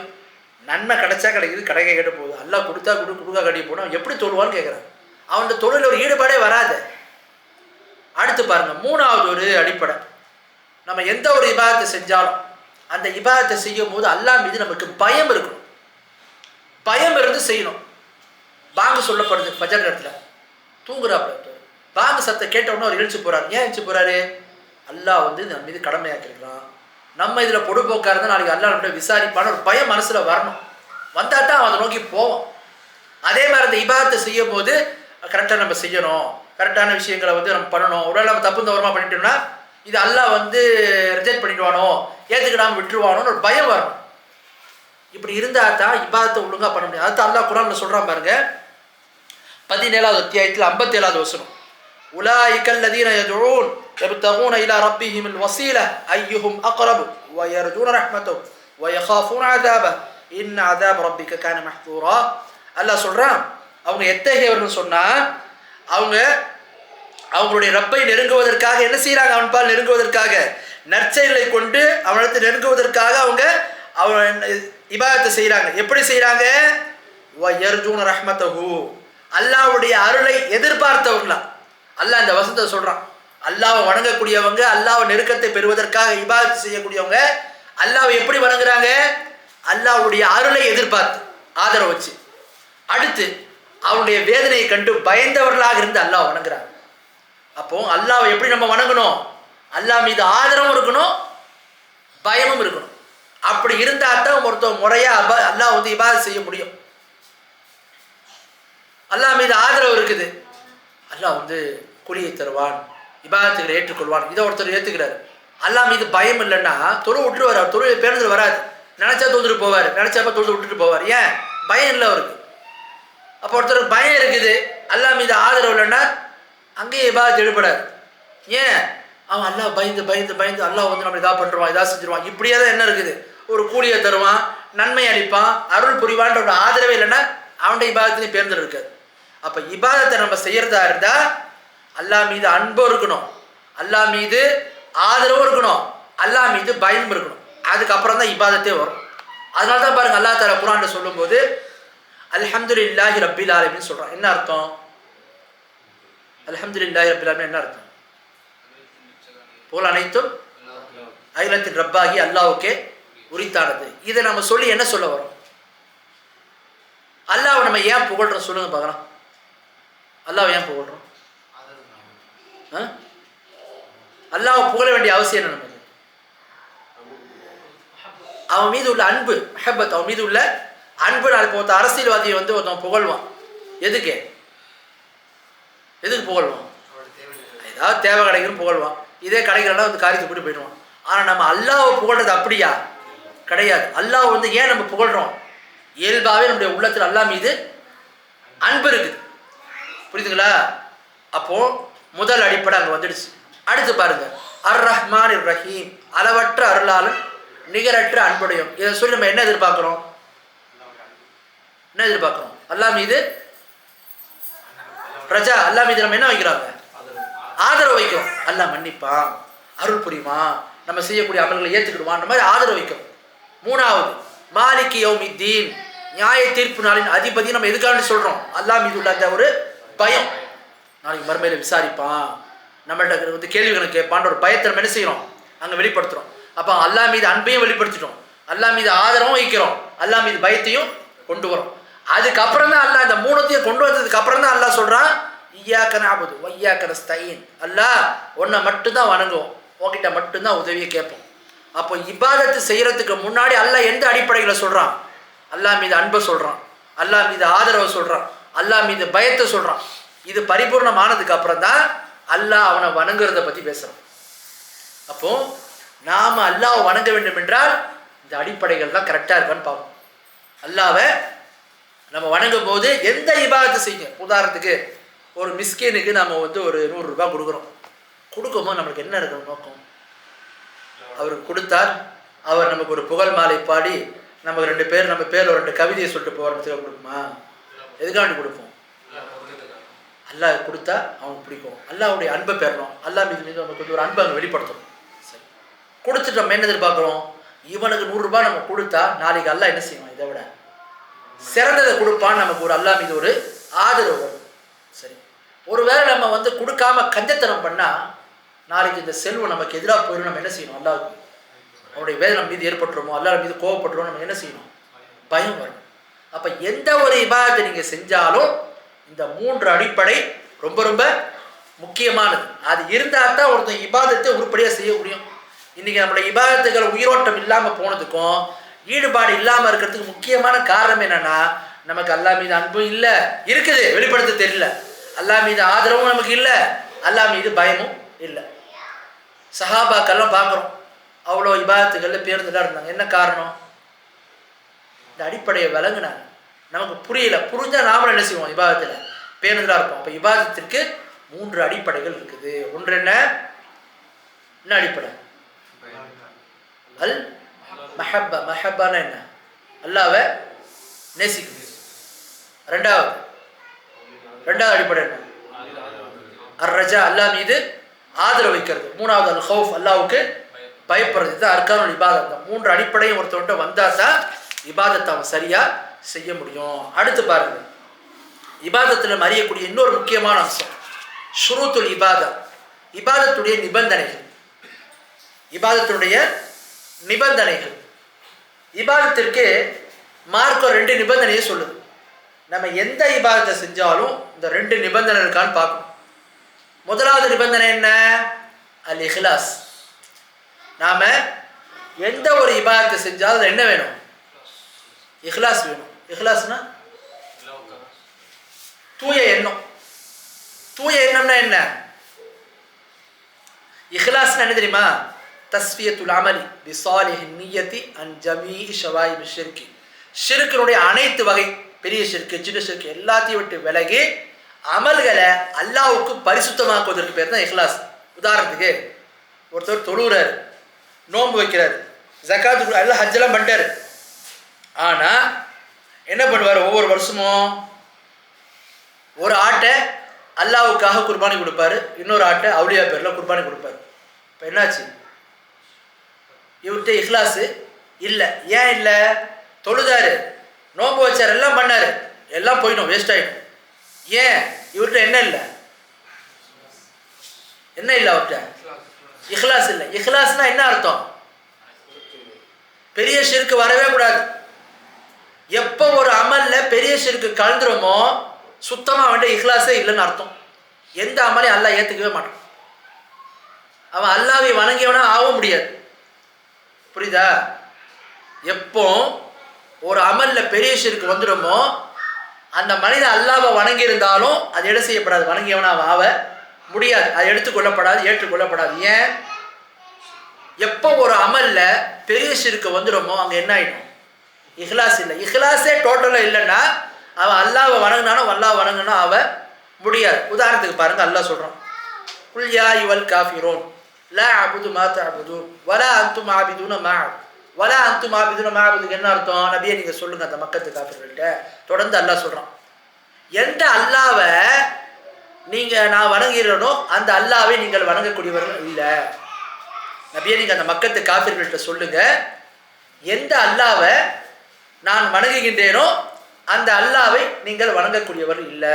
ஓ, அப்போ மக்கத்து காஃபிர்கள் வேறொரு அல்லாஹ் வணங்கினாங்களா? மக்கத்து காஃபிர்கள் சில இபாதத்துகள் அல்லாஹ்வுக்கு மட்டும்தான் செஞ்சாங்க. கஷ்டமான தருணங்கள் அல்லாஹ்வை மட்டும்தான் அழைப்பாங்க. கடினமான தருணங்களில் அவங்க வணங்கக்கூடிய தெய்வங்கள், அதாவது சொல்லுவாங்க, பெரிய பெரிய கஷ்டங்கள் அல்லாஹ்வை மட்டும்தான் வணங்குவாங்க. சின்ன சின்ன சிரமங்கள் ஏற்படும், என்ன பண்ணுவாங்க? அவங்க வணங்கக்கூடிய தெய்வங்களை அழைப்பாங்க. புரியுதா? சரி, இப்போ அந்த மக்கத்து காஃபிர் அல்லாஹ்வையும் வணங்குறாங்க. ஹஜ் செய்ய வந்து அல்லாஹ்வுக்கு மட்டும்தான் செய்வாங்க.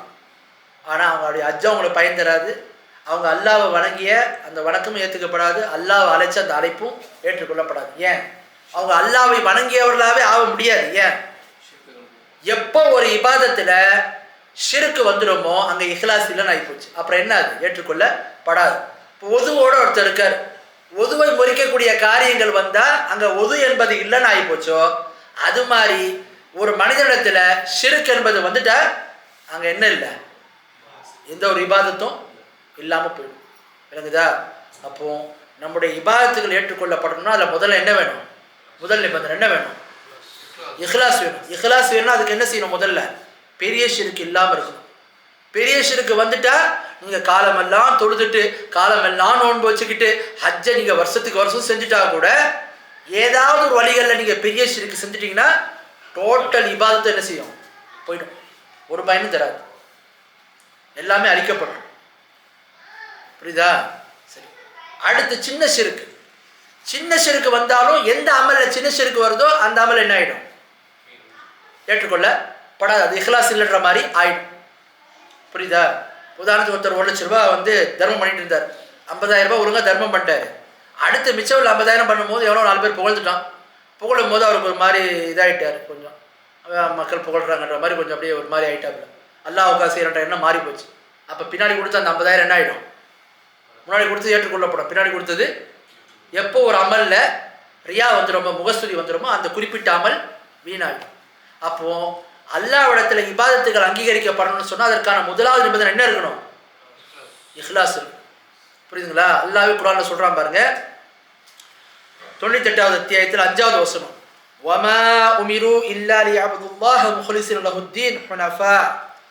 அல்லாஹ் அவங்களுக்கு, அதாவது முஸ்லிம்களுக்கு இந்த மார்க்கத்தில் என்ன கட்டளையிட்டு இருக்கிறான்னா, களப்பற்ற முறை இஹ்லாஸான முறையில் அல்லாஹ்வை வணங்க வேண்டும் என்று அவர்களுக்கு கட்டளையிட்டு இருப்பதை அல்லாஹ் சொல்கிறான். அப்போ அல்லாஹ்வை எப்படி வணங்கணும்? இஹ்லாஸோடு வணங்கணும். இஹ்லாஸோடு வணங்கினா தான் அந்த இபாதத் என்ன செய்யப்படும்? ஏற்றுக்கொள்ளப்படும். எந்த ஒரு அமலில் இஹ்லாஸ் இருக்காதோ அந்த அமல் என்ன செய்யப்படாது? ஏற்றுக்கொள்ளப்படாது. அப்போ அமல்கள் அல்லாஹ்ட்ட அங்கீகரிக்கப்படணும்னா, இபாதத்துகள் அல்லாஹ்ட்ட ஏற்கப்படணும், அதற்கான முதலாவது நிபந்தனை என்ன இருக்கணும்? என்ன இருக்கணும்? இஹ்லாஸ் இருக்கணும். இஹ்லாஸ்னா என்ன? இஹ்லாஸ்னா என்ன? புரியல. பெரிய ஷிர்க்கும் இருக்கக்கூடாது, சின்ன ஷிர்க்கும் இல்லாம ஒரு அமலை முற்றிலும் அல்லாஹ்வுக்காக செய்யணும், அதுக்கு பேர் தான் இஹ்லாஸ். நம்ம தமிழில் தூயன்னு சொல்ற சும்மா சொல்லிட்டு போயிடும். ஆனால் அதனோட உண்மையான அர்த்தம் இதுதான். இஹ்லாஸ் என்றால் பெரிய ஷிர்க்கும் வரக்கூடாது, சின்ன ஷிர்க்கும் வரக்கூடாது. அதெல்லாம் இல்லாமல் இருந்து ஒரு அமல் முற்றிலும் அல்லாஹ்வுக்காக செய்யப்பட்ட அதுக்கு பேர் தான் என்ன? இஹ்லாஸ். சரிங்களா? சரி, அடுத்து பாருங்க, 2வது நிபந்தனை என்ன? நம்ம எந்த ஒரு அமலையும் எந்த ஒரு இபாதத்தை அல்லாஹ்ட்ட அங்கீகரிக்கப்பட வேண்டும் என்றால் அதற்கான 2வது நிபந்தனை அல் முத்தாபத்துல் ரசூல். ரசூல்லாவை பின்பற்றிய விதத்தில் ரசூல்லா எப்படி காட்டி தந்தாங்களோ அந்த முறையில் செய்யணும். அப்படி செஞ்சால் தான் என்ன செய்யும்? அந்த இபாதத்து ஏற்றுக்கொள்ளப்படும். நம்ம மனம் போன போக்கில் நான் விரும்பியவாறு செய்கிறேன்றலாம் ஏற்றுக்கப்படாது. ஒரு அமல் அல்லாஹ்ட்ட ஏற்றுக்கொள்ளப்படணும்னா என்ன செய்யணும்? அதுக்கு ரசூல்லா எப்படி காட்டி தந்தாங்களோ அப்படி நம்ம அந்த இபாதத்தை செய்யணும். அல்லாஹ் முஹம்மது ஸல்லல்லாஹு அலைஹி வஸல்லம் தூதர் அனுப்புனதுக்கான நோக்கமே என்ன? எதுக்காக வேண்டி? இந்த வஹி இறை செய்தியை அந்த மக்களுக்கு தெளிவுபடுத்தணும். இப்போ ரசூல்லா ஒரு விஷயத்தை எப்படி தொழுறதா இப்படி தான் தொழணும், அஜ்ஜா இப்படி தான் செய்யணும், நோம்பா இப்படி தான் வைக்கணும், வியாபாரமா இப்படி தான் பண்ணணும், இப்படி ரசூல்லா எதெல்லாம் நமக்கு காட்டி தந்துருக்காங்களோ அந்த முறையில் செய்யணும். அப்படி செஞ்சால் தான் அந்த இபாதத் என்ன செய்யப்படும்? ஏற்றுக்கொள்ளப்படும். அப்படி இல்லைன்னா ஏற்றுக்கொள்ளப்படாது. விளங்குதுங்களா? ரசூல்லா சொல்கிறாங்க, மன் அஹதஸ ஃபீ அம்ரினா ஹாதா மா லைஸ மின்ஹு ஃபஹுவ ரத்துன். யார் ஒருவர் நம்மள்ட மார்க்கத்தில் நம்ம சொல்லாத ஒரு புதிய ஒரு விஷயத்தை கொண்டு வருவாரோ அது என்ன செய்யப்படும்? ரத்து செய்யப்படும், நிராகரிக்கப்படும். ரசூல்லா சொன்னாங்க. ஏன் நிராகரிக்கப்படும்? ரசூல்லா காட்டிய வழிமுறைலாம் என்ன செஞ்சிருப்போம்? அது நிராகரிக்கப்பட்டோம். அப்போ எந்த ஒரு அமலை செஞ்சாலும் ரசூல்லா எப்படி செஞ்சாங்கன்னு பார்ப்போம். அப்படி செஞ்சால் தான் அந்த அமல் என்ன செய்யப்படும்? ஏற்றுக்கொள்ளப்படும். அல்லாஹ் தூதர் அனுப்புறதுக்கான நோக்கமே என்ன? மக்களுக்கு அந்த இறை செய்தியை தெரியப்படுத்தணும்னு தான். இப்போ அவங்களே பின்பற்றாமல் அவங்க சொன்ன வழிமுறையில் போகாமல் ஒருத்தர் அவர் போகிற மனம் போன போக்கில் வந்து அமலை செஞ்சாருன்னா ஏற்றுக்கொள்ளப்படாது. அதனால தான் ரசூல்லா சொல்லிட்டாங்க, நம்ம மார்க்கத்தில் நம்ம சொல்லித்தராத வழிமுறை மாற்றமாக ஒருத்தர் புதிய ஒரு காரியத்தை செஞ்சால் அது என்ன செய்யப்படும்? ரத்து செய்யப்படும், நிராகரிக்கப்படும். பொறுத்தவரே ருக்குவில் நம்ம சுப்ஹான ரப்பியல் அஸீம்ன்ற துவா ஓதுறோம். இந்த துவாவை ஓதுவதை காட்டிலும் குர்ஆனை ஒரு எழுத்துக்கு 10 நன்மை. நான் இனிமேல் ருக்குவில் வந்து குர்ஆனை ஓத போகிறேன்னு ஓத முடியுமா? கூடாது. ஏன்? அது ரசூல்லா காட்டி தர நன்மைன்னு மட்டும் பார்த்தா போதாது. அது ரசூல்லா காட்டி தந்திருக்காங்களா இல்லையான்றதை பார்க்கணும். நீங்கள் நிறைய பேர் செய்கிற தப்பு என்ன தெரியுமா? பாருங்க, சில பேர் இப்படி வெளிப்படையாக பேசுவாங்க, ஏங்க எப்படியாவது அமல் செய்யுங்க, அல்லாஹ் உள்ளத்தை தாங்க பார்க்குறான், அல்லாஹ் உள்ளத்தை தான் பார்க்குறான், எப்படி அமல் செஞ்சா என்ன அப்படின்ற மாதிரிலாம் என்ன செய்வாங்க? சொல்லுவாங்க. இது தவறான புரிதல். இப்படி செஞ்சாலும் அமல் என்ன செய்யப்படாது? ஏற்றுக்கப்படாது. அல்லாஹ் வெறும் உள்ளத்தை மட்டும் பார்க்கறது இல்லை, அந்த அமலை எப்படி செய்கிறீங்கிறதையும் பார்க்கலாம். இதுக்கு நான் ஒரு உதாரணம் சொல்கிறேன் பாருங்க. புகாரியில் 983 நம்பர் ஹதீஸ். நபிகள் நாயகம் ஸல்லல்லாஹு அலைஹி வஸல்லம் அவர்கள் ஹஜ்ஜி பெருநாள் தினத்தில் தொழு வச்சுட்டு பயான் பண்ணுறாங்க மக்களுக்கு. அப்போ சொல்கிறாங்க, என்ன சொல்கிறாங்கன்னா, மன் ஸல்ல ஸலாத்தனா வ நஸக நுஸுகனா ஃபக்கத் அஸாப நுஸுக் வ மன் நஸக கப்ல ஸலாஹ் யார் ஒருவர் எங்களை மாதிரி தொழுது எங்களை மாதிரி தொழுவைக்கு அப்புறம் குர்பானி கொடுப்பாரோ அவர் சரியான முறையில் குர்பானி நிறைவேற்றி அந்த நன்மையை பெற்றுக்கொள்வார். யார் ஒருவர் பெருநாள் தொழுகை தொழுவதுக்கு முன்னாடியே குர்பானி அந்த பிராணி அறுத்துடுவாரோ அது குர்பானி ஆகாது அப்படின்ற மாதிரி சொல்றாங்க. அப்போ அபூ புர்தா பின் நய்யார் ஒரு சஹாபி, அவங்க சொல்றாங்க, அல்லாஹ்வுடைய தூதரே, இன்றைய தினத்தில் என்னுடைய ஆடுதான் முதலாவதாக அறுக்கப்பட வேண்டும் என்பதற்காக வேண்டி நான் பெருநாள் தொழுகைக்கு வருவதற்கு முன்பே அறுத்துட்ட ரசூல்லா. அதனால இப்போ நான் என்ன செய்யணும்னு கேட்குறாங்க. அவங்க எப்போ அறுத்தாங்க? பெருநாள் தொழுகைக்கு வர்றதுக்கு முன்னாடி அறுத்துட்டாங்க. ரசூல் என்ன சொல்றாங்க? யார் ஒருவர் தொழுகையை தொழுதுட்டு பெருநாள் தொழுகையை தொழுதுட்டு அதுக்கப்புறம் குர்பானி கொடுக்குறாரோ அதுதான் குர்பானி ஆகும். பெருநாள் தொழுகை தொழுறதுக்கு முன்னாடியே குர்பானி கொடுத்தா அது என்னவாகாது? குர்பானி ஆகாதுன்னாங்க. அப்போ அந்த சஹாபி கேட்டாங்க. அப்போ ரசூல் என்ன பதில் சொன்னாங்க? நீங்கள் கொடுத்தது குர்பானி ஆகாது, அது என்ன சாதாரண இறைச்சி தான் அப்படின்ட்டாங்க. சாதாரணமாக இறைச்சி நான் என்ன அர்த்தம் என்னவோ அதுதான் அது, அது குர்பானியில் ஆகாதுன்ட்டாங்க.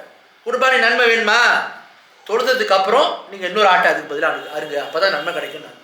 அப்போ இந்த ஹதீஸ் நமக்கு என்ன விளங்குது? கவனமாக கேட்டது. இந்த ஹதீஸ் நமக்கு என்ன விளங்குது பாருங்க. என்ன விளங்குதுன்னா, அந்த சஹாபி இஹ்லாஸோடு தான் அறுத்தாங்க, அல்லாஹ்வுக்காக தான் அறுத்தாங்க. ஆனால் எப்போ அறுத்தாங்க?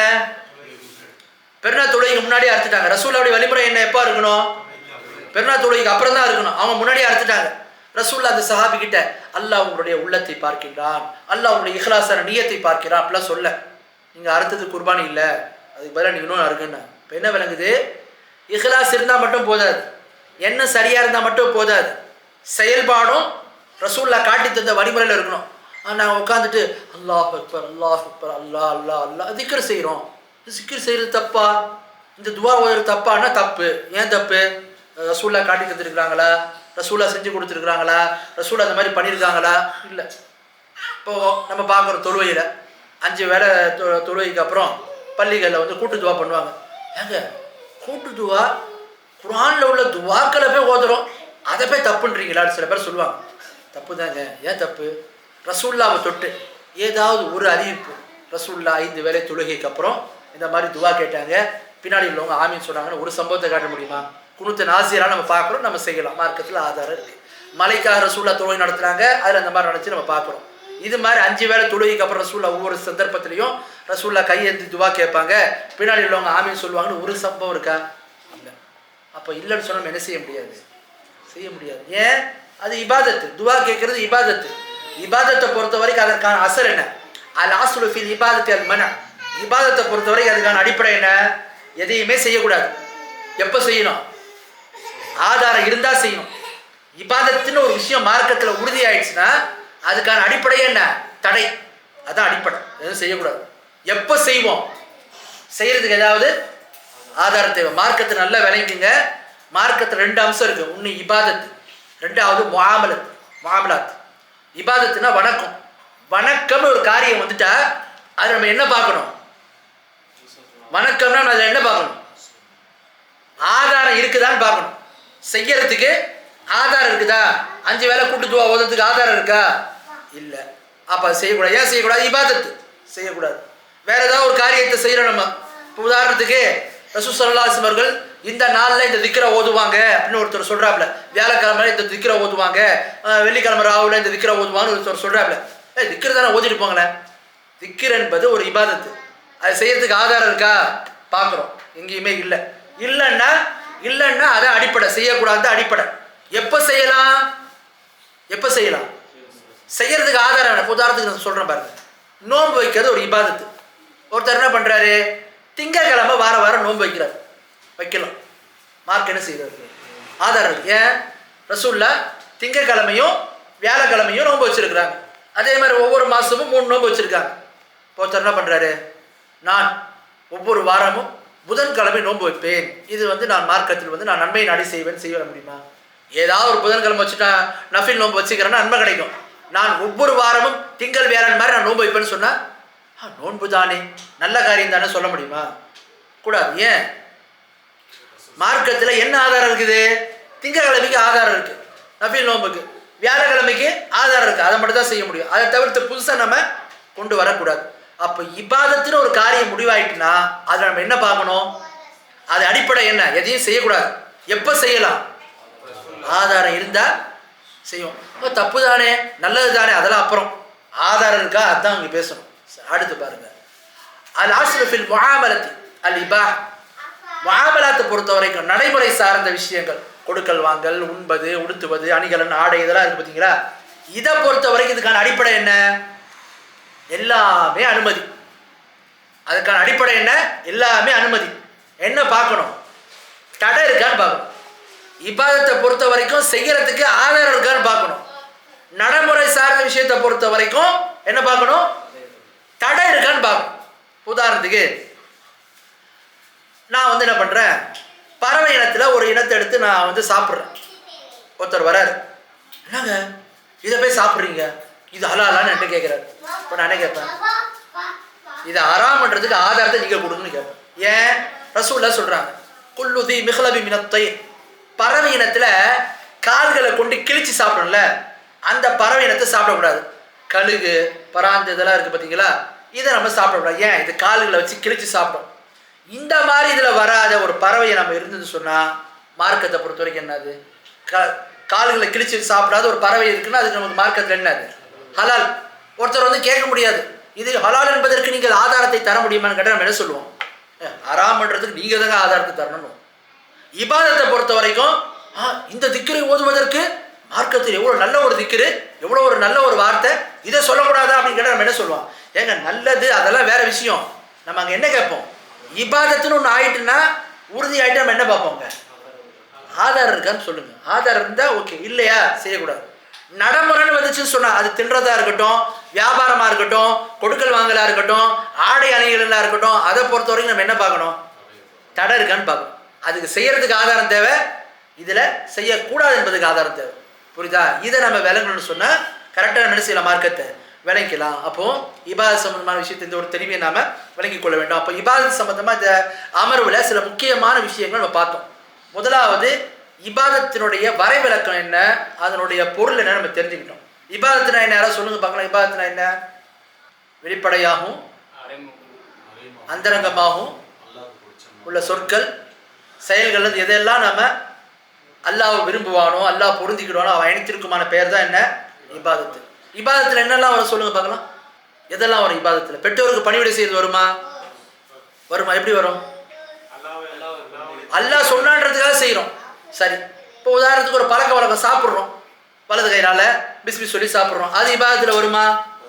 வரும். ஏன்? ரசூலுல்லாஹ் காட்டி இருந்த வழிமுறை இப்படிதான் ரசூலுல்லாஹ் செய்ய சொல்லியிருக்காங்க, இதை செஞ்சு அல்லாஹ்வுக்கு பிடிக்கிறதுக்காக செய்யணும். அது என்ன ஆகிடும்? இபாதத்தை ஆகிடும். அடுத்து இபாதத்துக்கு ஒரு 3 அடிப்படைகளை சொன்னேன். என்னென்ன? நேசிக்கணும். முதலாவது அடிப்படை என்ன? அல்லாஹ்வை நேசிக்கணும். ரெண்டாவது அடிப்படை என்ன பார்த்தோம்? அல்லாஹ் மீது ஆதரவு வைக்கணும். மூணாவது அடிப்படை அல்லாஹ்வுக்கு பயப்படணும்னு பார்த்தோம். அடுத்து பாருங்க, இபாதத்திற்கு 2 நிபந்தனைகளை சொன்னோம். என்ன நிபந்தனைகள் சொன்னோம்? ஒன்று, இஹ்லாஸை நம்ம செயல்படணும். எந்த ஒரு அமலை செஞ்சாலும் இஹ்லாஸோட நம்ம என்ன செய்யணும்? செயல்படணும்னு பார்த்தோம். அடுத்து ரெண்டாவது, எந்த ஒரு இபாதத்தை செஞ்சாலும் அல்லாஹ்வுடைய தூதர் எப்படி காட்டி தந்திருக்காங்களோ அந்த வழிமுறையில செய்யணும். அப்பதான் என்ன செய்யப்பட முடியும்? இபாதத்துகள் ஏற்றுக்கொள்ளப்படும் அப்படின்றத நம்ம பார்த்தோம். ஆகவே அல்லாஹ்வுடைய இதுல முதலாவது இது மார்க்கத்தை வெளியேற்றக்கூடிய காரியங்கள். முதலாவது, அல்லாஹ்வை வணங்குவதில் இணை கற்பிப்பது அப்படின்றத பத்தி நம்ம பார்க்கும்போது முதல்ல அல்லாஹ்வை வணங்குவதுனா என்னன்ற பொருளை நாம அறிந்து கொண்டோம். அடுத்து இணை கற்பிப்பதுனா என்ன, ஷிர்க்னா என்ன அப்படின்றத பத்தி இன்ஷா அல்லாஹ் சில மகரிப்க்கு அப்புறம் உள்ள அந்த வகுப்பு இன்ஷா அடுத்த இதை நம்ம பார்ப்போம். தகர்க்கக்கூடிய காரியங்கள் என்னென்ன அப்படின்றத பற்றி கேட்கும்போது, இஸ்லாத்தை தகர்க்கக்கூடிய முதலாவது காரியம் ஷிர்க். அல்லாஹ்வுக்கு இணை வைக்கக்கூடிய பெரிய வகையான ஷிர்க் ஒருத்தர் செய்கிறாருன்னு சொன்னால் அவர் என்ன ஆயிடுவார்? இஸ்லாத்தை விட்டு வெளியேறுவார் அப்படின்றத பற்றி நாம் பார்க்கலாம். அடுத்து பாருங்க, இஸ்லாத்தை விட்டு வெளியேற்றக்கூடிய காரியங்களில் 2வது காரியம் என்ன அப்படிங்க பார்த்தீங்கன்னு சொன்னால், அல்லாஹ்வுக்கும் அடியார்களுக்கும் மத்தியில் இடைத்தரகர்களை ஏற்படுத்தும். அல்லாஹ்வுக்கும் அடியார்களுக்கு மத்தியில் அவுலியாக்கள், மகான்கள், நல்லடியார்கள்ன்ற பேரில் இடைத்தரலை உருவாக்குறாங்க தெரியுமா? அது குறித்து சொல்லியிருக்காங்க. அடுத்து இஸ்லாத்தை விட்டு வெளியேற்றக்கூடிய காரியங்களில் 3வது காரியம் என்னன்னு சொன்னால், யார் ஒரு மனிதன் முஷ்ரிக்கா பார்க்கலையோ, முஷ்ரிக்கு ஷிர்க்ல உள்ளவங்க, குஃபுர்ல உள்ளவங்களுடைய இதில் சந்தேகப்படுறாரோ அல்லது அவங்களுடைய வழிமுறையை சரி காண்றாரோ அவரும் இஸ்லாத்தை விட்டு வெளியேறிடுவார் அப்படின்றத பற்றி நாம் பார்க்கலாம். இது 3வது விஷயமா சொல்லியிருக்காங்க. அடுத்து 4வது, யார் ஒருவர் மார்க்கத்தை அல்லாஹ்வுடைய தூதர் சாசனம் கொண்டு வந்த வழிமுறையை விட வேறொருத்தருடைய வழிமுறையை சிறந்த ஒரு வழிமுறையாக இருக்குது, மிக நல்ல ஒரு வழிமுறையாக இருக்குன்னு ஒருத்தர் சொல்கிறாருன்னு சொன்னால் அவரும் இஸ்லாத்தை விட்டு வெளியே போயிடுவார். உதாரணத்துக்கு கம்யூனிஸ்ட கொள்கை இஸ்லாத்தை விட சிறந்ததாக இருக்குது. நாம் தமிழர் கட்சி நாம் தமிழர் கட்சி அது சொல்லக்கூடிய கொள்கை இஸ்லாத்தை விட சிறந்ததாக இருக்குதுன்னு ஒருத்தர் கருதுறாரு. இல்லை அதே மாதிரி இவன் சொல்லக்கூடிய கொள்கை, இவன் சொல்லக்கூடிய இந்த கான்செப்ட் என்ன இஸ்லாத்தை விட சிறந்ததாக இருக்குதுன்னு சொல்லிட்டு நம்புறாரு சொன்னால் அவரும் இஸ்லாத்தை விட்டு வெளியே போயிடுவார். அடுத்து ஐந்தாவது இஸ்லாத்தை தகர்க்கக்கூடிய காரியங்கள் ஐந்தாவது, யார் ஒருவர் அல்லாஹ்வுடைய தூதர் கொண்டு வந்த மார்க்கத்தில் ஏதேனும் ஒரு விஷயத்தை வெறுக்கிறார்னா, ஏதேனும் ஒரு காரியத்தை வெறுத்தா அவரும் என்ன ஆயிடுவார், இஸ்லாத்தை விட்டு வெளியே போயிடுவார். எந்த ஒரு காரியமாக இருக்கட்டும், மார்க்கத்தில் உள்ள ஏதாவது ஒரு காரியத்தை ஒருத்தர் வெறுக்கிறாருன்னு சொன்னால் அந்த காரியமும் என்ன செய்யும், அவரை இஸ்லாத்தை விட்டு வெளியேற்றி விடும் அப்படின்றத நாம் பார்க்கலாம். அடுத்து பாருங்க, இஸ்லாத்தை விட்டு வெளியேற்றக்கூடிய காரியங்களில் ஆறாவது ஒரு காரியம், அது என்னன்னு சொன்னால், யார் ஒருவர் இந்த மார்க்கத்தில் ரசூல்லா கொண்டு வந்த மார்க்கத்தில் ஏதேனும் விஷயத்தை கேலி செய்வாரோ, மார்க்கத்தில் ஏதேனும் விஷயத்தை கேலி செஞ்சாருன்னு சொன்னால் அவரும் என்ன ஆயிடுவார், இஸ்லாத்தை விட்டு வெளியேறிடுவார் அப்படின்றத பார்க்கலாம். அடுத்து இஸ்லாத்தை விட்டு தகர்க்கக்கூடிய ஏழாவது ஒரு காரியம் என்னன்னு சொன்னால், யார் ஒருவர் சூனியத்தில் ஈடுபடுவாரோ, சூனிய சம்பந்தமான விஷயங்களில் காரியங்களில் ஈடுபட்டு அதை பொருந்தி கொள்வாரோ அவரும் என்ன ஆயிடுவார், இஸ்லாத்தை விட்டு வெளியேறிடுவார் அப்படின்றத பார்க்கலாம். அடுத்து இஸ்லாத்தை தகர்க்கக்கூடிய காரியங்களில் எட்டாவது காரியம் என்ன அப்படிங்க பார்த்தீங்கன்னு சொன்னால், யார் ஒருவர் முஸ்லீம்களுக்கு எதிராக முஷ்ரிக்குகளோடு சேர்ந்து காஃபிர்களோடு சேர்ந்து இஸ்லாத்துக்கு எதிராக செயல்படுறாரோ, முஸ்லீம்களுடைய வீழ்ச்சிக்காக வேண்டியும் முஸ்லீம்களுடைய அழிவுக்காக வேண்டியும் ஆர்எஸ்எஸ் பிஜேபி ஒன்றா இருக்காங்க, இவனோடலாம் சேர்ந்துக்கிட்டு முஸ்லீம் போட்டுக்கிட்டு தொப்பியை வச்சுக்கிட்டு சில பேர் திரியிறானுங்க பார்த்தீங்களா, இவங்கெல்லாம் என்ன உடைய நோக்கம், அவன் நோக்கம் வெளிப்படையாக இஸ்லாத்தை எதிர்க்கிறான், அவங்களோட இவன் பயணிக்கிறான், அவங்களோட நின்று போகிறான், அது காசு பணத்துக்கு எதுக்கோ போகிறான். அப்படி போனாலும் அதுவும் என்ன செய்யும், ஒரு மனிதனை இஸ்லாத்தை விட்டு வெளியேற்றும் அப்படின்றத பார்க்கலாம். அடுத்து ஒன்பதாவது காரியம், இஸ்லாத்தை விட்டு வெளியேற்றக்கூடிய காரியங்களில் ஒன்பதாவது காரியம் என்னன்னு சொன்னால், யார் ஒருவர் ரசூல்லாவுடைய ஷரியத்திலிருந்து யாருக்கேனும் விதிவிலக்கு இருக்குது, இவங்களாம் ரசூல்லாவுடைய ஷரியத்தில் வரமாட்டாங்க. உதாரணத்துக்கு உங்கள் ஊர்லாம் சூஃபி தரிகாலாம் ரொம்ப பிரபலம். இப்போ இந்த சூஃபி தரிகால இருக்கவங்களாம் இவங்கெல்லாம் இந்த ஷரியத்து, தரிக்கத்து, ஹக்கீகத்து, மாரிஃபத்துன்னு ஒரு 4 நிலை இருக்குது. ஷரியத்துன்ற நிலை மட்டும்தான் வஹி. அந்த நிலையை கடந்து போயிட்டாங்கன்னா நீங்கள் என்னன்னாலும் பண்ணிக்கலாம், எல்லா போதை வஸ்துக்களும் பயன்படுத்திக்கலாம், எந்த இபாதத்து என்ன இரவுதெல்லாம் கிடையாது, எப்படினாலும் வாழலாம், அது ஒரு வித்தியாசமான ஒரு நிலை அப்படின்ற மாதிரி போயிடுவாங்க, ஆழ்ந்த நிலை. இப்படி போகிறாங்க பார்த்தீங்களா, இது மாதிரி சூஃபி தரிக்கால உள்ளவங்க, அதே மாதிரி இந்த காதியானி குரூப்பு, இந்த மாதிரி குரூப்பில் யாரெல்லாம் ரசூல்லா கொண்டு வந்து ஷரியத்தை விட்டு வெளியே போகிறாங்களோ அவங்களும் இஸ்லாத்தை விட்டு வெளியே போயிடுவாங்க. அடுத்து கடைசி, யார் ஒருவர் இந்த மார்க்க கல்வியை கற்பதையும் அதை செயல்படுத்துவதையும் யார் ஒருத்தர் புறக்கணிக்கிறாரோ அவரும் இஸ்லாத்தை விட்டு வெளியே போயிடுவார். அப்போ இஸ்லாத்தை தகர்க்கக்கூடிய காரியங்கள் இந்த 10 காரியங்கள் தான்.